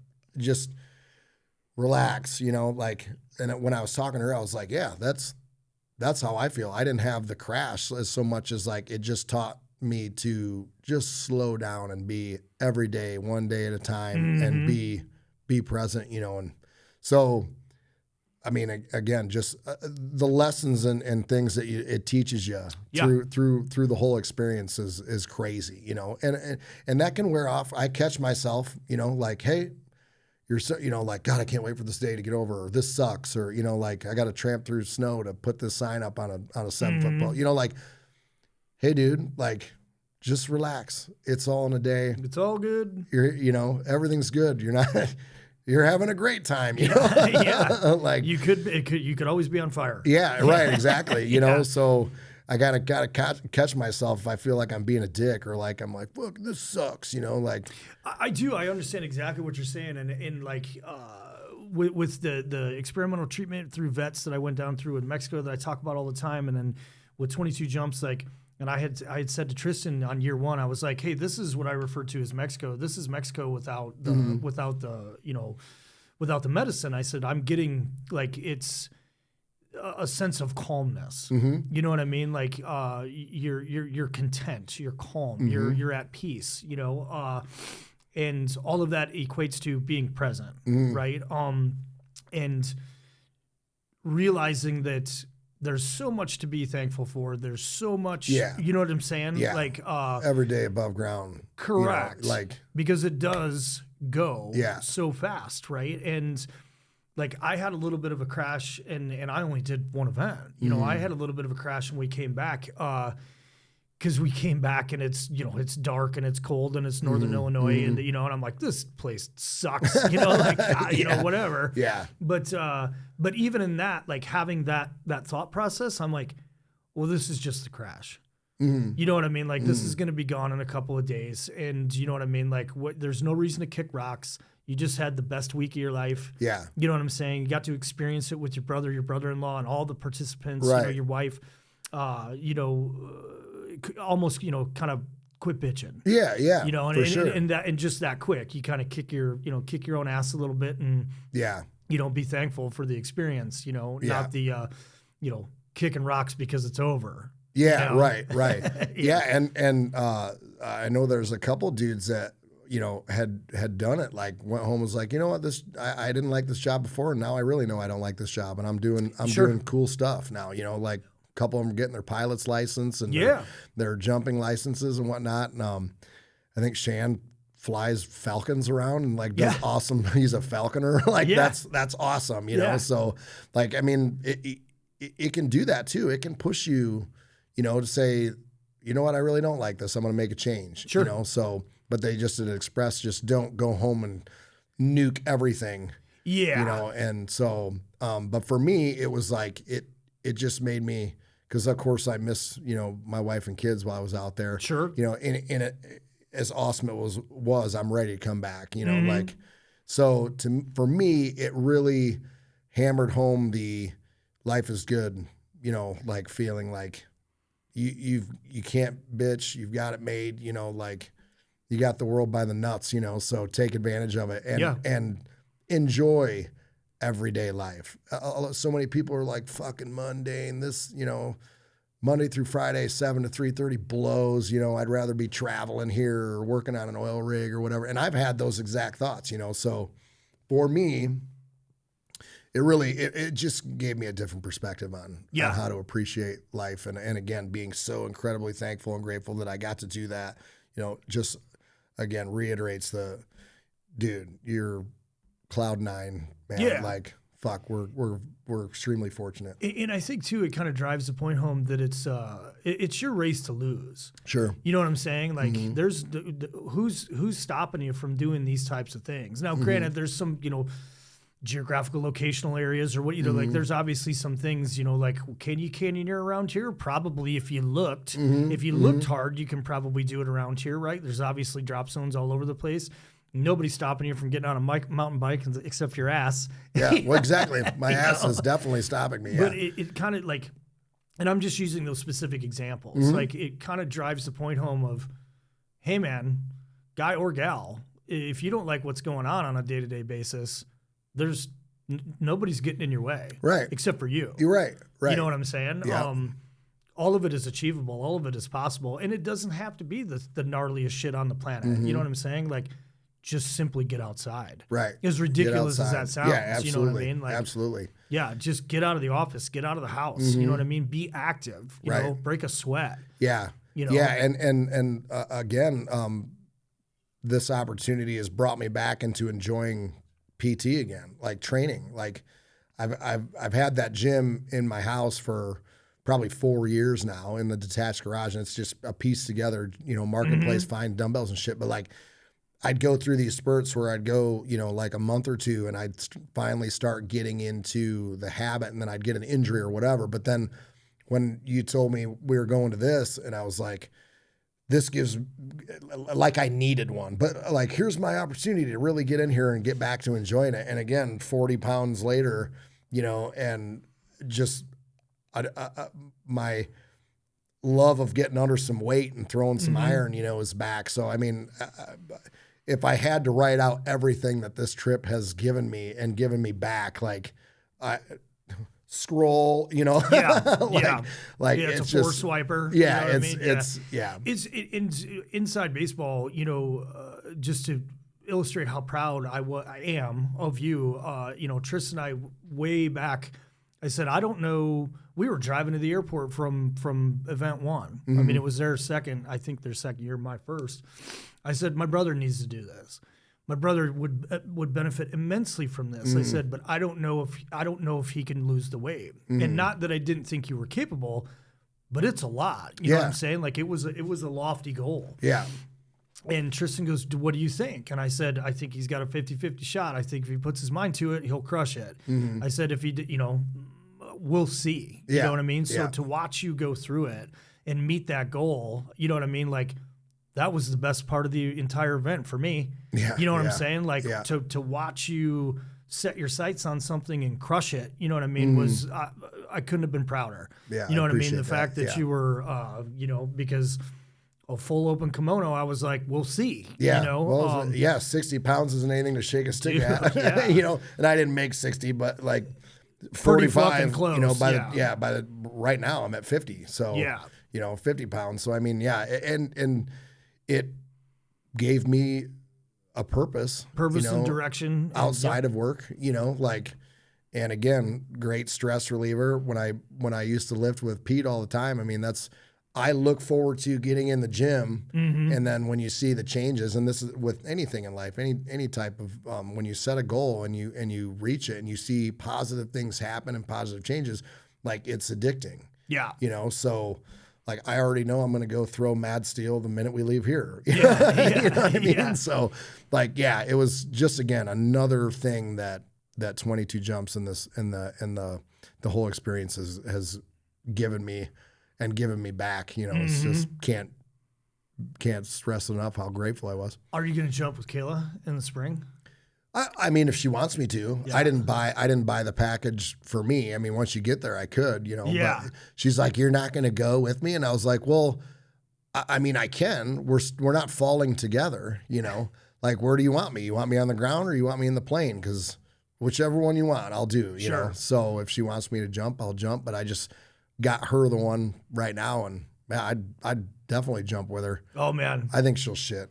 Yeah, I hope she does. I think you don't say like I don't know if she could do it because she will. You know? Of course. But like I just can't wait to see when it's over. Like how she's like, oh my god. Yeah, and there's definitely there's worse activities, right? Like as far as activities go, that's a pretty rewarding activity. Yeah, you know what I mean. Like it's You could be doing, you know, most of the activities around here tend to be unhealthy, you know, and obviously that has the potential to be unhealthy, but it can. You're right, you know, there's definitely things that you could be doing worse things with your time. Right. Yeah, and it's not far away, so it's not like we gotta travel a long ways to get there. But yeah, for sure. Yeah, she'll enjoy it. Well, for anybody out there that's listening, what would you say the most? If you had to pick one event. What do you think? Because all of them have their own like oh shit moments. They're all uniquely challenging and terrifying. Like, would you be able to pick just one? If you know somebody that I thought was like the gnarliest, or like if you had to do one, either or. Man, that's tough. It is tough. I mean, I think for me the rope swing was the craziest, like. The craziest one that took the most intestinal fortitude. Yeah, ass to fucking launch yourself off of the edge, because I was really impressed with the Jeep crawl. Yeah. Like I thought that was like if I had to do or like really wanted to go do one again, because like the rope swing's so gnarly and it's so awesome, but then it's over like that, and so. the Jeep crawl is an all day sweat your balls off because your adrenaline's rushing, like, in the scenery, and the machines are so fucking cool. And the dirt bikes, and you see all these people do it, like, that's an all day no shitter. So I mean, like, I highly recommend going out to Twisted Jeeps and getting a hold of Jeff and saying, let's go, you know, because it's so awesome. And you get to drive. Like, I know there's a lot of them out there, at least I've heard, that it's a guy driving, you just for the ride. Sure. You know, you're just there for the ride. These you get to drive yourself, and he's just coaching you. Like, you're driving. in coaching you through shit that I would never, ever, unless, you know, like that last one we did, and I don't remember what the name of it was. You know what I mean? Like, it's just everyone dies or whatever. You know what I mean? Like, I said it out loud, and this was poor sport on my part, because I looked up and I went, are we really going to fucking, if there wasn't the black marks that when you could tell that people had already done it, I was like, no fucking way are we going up that. And up we went. Jennifer's having an anxiety attack the whole time, you know, and rightfully so. Dude.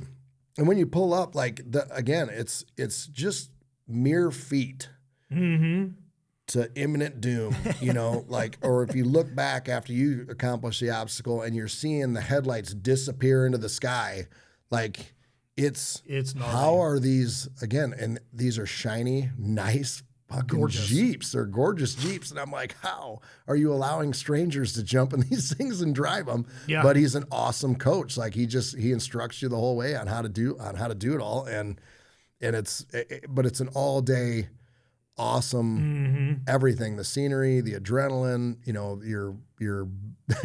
you're driving through these canyons and almost rolling it over. And I mean, he even tells you right off the bat, like, if you think you're going to roll, just trust me. I got you. Like, it's going to lean hard, but you're not going to roll this thing over. Like, so he gives you the tools, you know, and you're hanging on every syllable. Oh yeah. Cause otherwise, you know what I mean? Like, it's, you know, Jesus take the wheel, pretty but much, it's Jeff. Pretty much. Yeah. And cause you can't see. So, but I think the most, the one that took the most, you know, gumption to do was the rope swing. But I mean, again, all of it incredible. I don't feel like I'm doing it justice, you know, but like that Jeep crawl, that all day scenery and just, it was cool. It was, I think if you had to go out there and do one, if you want to really like spend all day doing something awesome, that's the one I would go to. How about the feedback when you got back? How about because obviously we were posting and, you know, how was the feedback when you got back from everybody? I couldn't do it. You know, I don't know how you're fucking crazy. You know, why would you do that? You know, for, you know, a week after, everywhere you went, you know, people were like, oh man, cause I threw the videos up and whatnot. Sure. I watched that. How, you know, my God, how did you do that? Like, for a week, did you like it? Was it cool? You know, like, I couldn't do it. And I just kept saying, you definitely can. And you definitely should, you know, like, he's like, oh, nope, no way, not doing it, you know, but. Yeah, that was the most common thing. Cause like I was showing people, you know, even before we went, you know, hey, this is what we're going to be doing. Whether I was pulling up Rope Swing Moab from IG or whatever. And, you know, people, they'd take one look and they go, no fucking way. Yeah. You know what I mean? Well, you say that until you're there. Yeah. And then you can't help, like, you're going to do it. Right. As soon as you see somebody else do it. Yeah. You know, because even when you pull up, like, at the rope swing, you go, no fucking way. No fucking way am I doing that, you know? And we had passed another Jeep coming down, and the people had just done it. They're like, it's the fucking coolest thing in the world. Like, you can't. You're smiling so hard your face is going to crack hurts. in half. Yeah, exactly. Yeah. And yes, you can do it. You should do it. And especially if people are watching you, you're not going to bitch out. Right. You know, and I was surprised that I had heard the stories from the year prior. You said it took people minutes standing at the edge of that cliff to do it. Like, everybody in our group, less than a minute on the exit. Like, yeah, everybody was like, see ya, you know, sure. And doing it. And I don't know if that was, you know, cause it was in the order. Like, if we hadn't base jumped before, maybe people would have been more hesitant, but Like Mike did a flip. I'm not sure. And we did it in a different location the year prior. We had done it in a different location, and I was the last one to go in the group, and obviously for a good reason. Like I'm out there, representing Nomadic Research because we, sponsor it with the clothing and the equipment. Right. So I'm not out there to participate. Right. I'm out there. I'm obviously thankful for all the chances I got to participate, but that's not my function. Right. So, hey, Dagan, are you going to go? Are you going to go? 100% I'm going to go, but I'm going to go last. Like if there's time, I'll go 100%. I can't wait to go, And so watching the guys go through, there was a handful where it wasn't, it took a minute or two, you know what I mean? And you guys, and I said this down at the bottom, I was like, holy shit, they're going fast. They're ripping. You guys were going fast. You know what I mean? Which is awesome. You know what I'm saying? Like, who knows what the difference was? There was just a handful of guys in the previous year that were like, give me a second. But everybody went. Right. You know what I mean? Yeah. Which was, that one. And that was one of the ones I was psyched out most about because all these, the cadre who are professional this, professional that, they do this shit for a living. They're like, wait, so, almost all of them universally across the board were like, the rope swing's the gnarliest thing. And I'm like, really? You know what I mean? And then you get there and I'm like, as soon as they tell me to go, I have to go. If I think about this for a millisecond, I'm going to have a birthday up here. You know what I mean? Like I just have to full send it, you know, and wow, it's so incredible, right? Just absolutely incredible. And I just Supermaned off it as hard as I could. You know what I mean? That for me, that was one of those things where if I had my way, I would just do elevator ops all day long. Yeah, jumping off it. Yeah. It was, but like you said, it's hard to pick a single event. And, shout out to Tristan and all those guys. Guys and gals, the Thomases, the food's amazing. Oh man, incredible. Base Jump Moab, Matt and Katie, and it's a phenomenal group of people doing a phenomenal thing. Yeah, and you immediately feel like family the minute you're there. So I mean, again, the work and the effort that must take that they do is. I can't even fathom, No small logistical feat. No, right? Not at all. And you get no sense of. This is a fuck show. Like, you know what I mean? No, like, it's a Swiss watch. It is. Yeah. You get your standing around time, but I mean, again, like to coordinate that many activities through that short of a time, when you're doing 2 a day in some cases, like it's unreal. I mean, these guys are fucking awesome. They're just, I can't even describe it. I can't fathom how much it would take. Top shelf for sure. Yeah. Well, we're already looking forward to next year. And, it's, like I said, being a participant obviously is one thing, and that's what it's designed to do. But I'm very, very thankful and fortunate of Nomadic Research's involvement, obviously, and just to be there. Yeah. You know what I'm saying? Just to be there and to help, because I think it's what they're trying to accomplish, what they are accomplishing is phenomenal. Yeah. Right.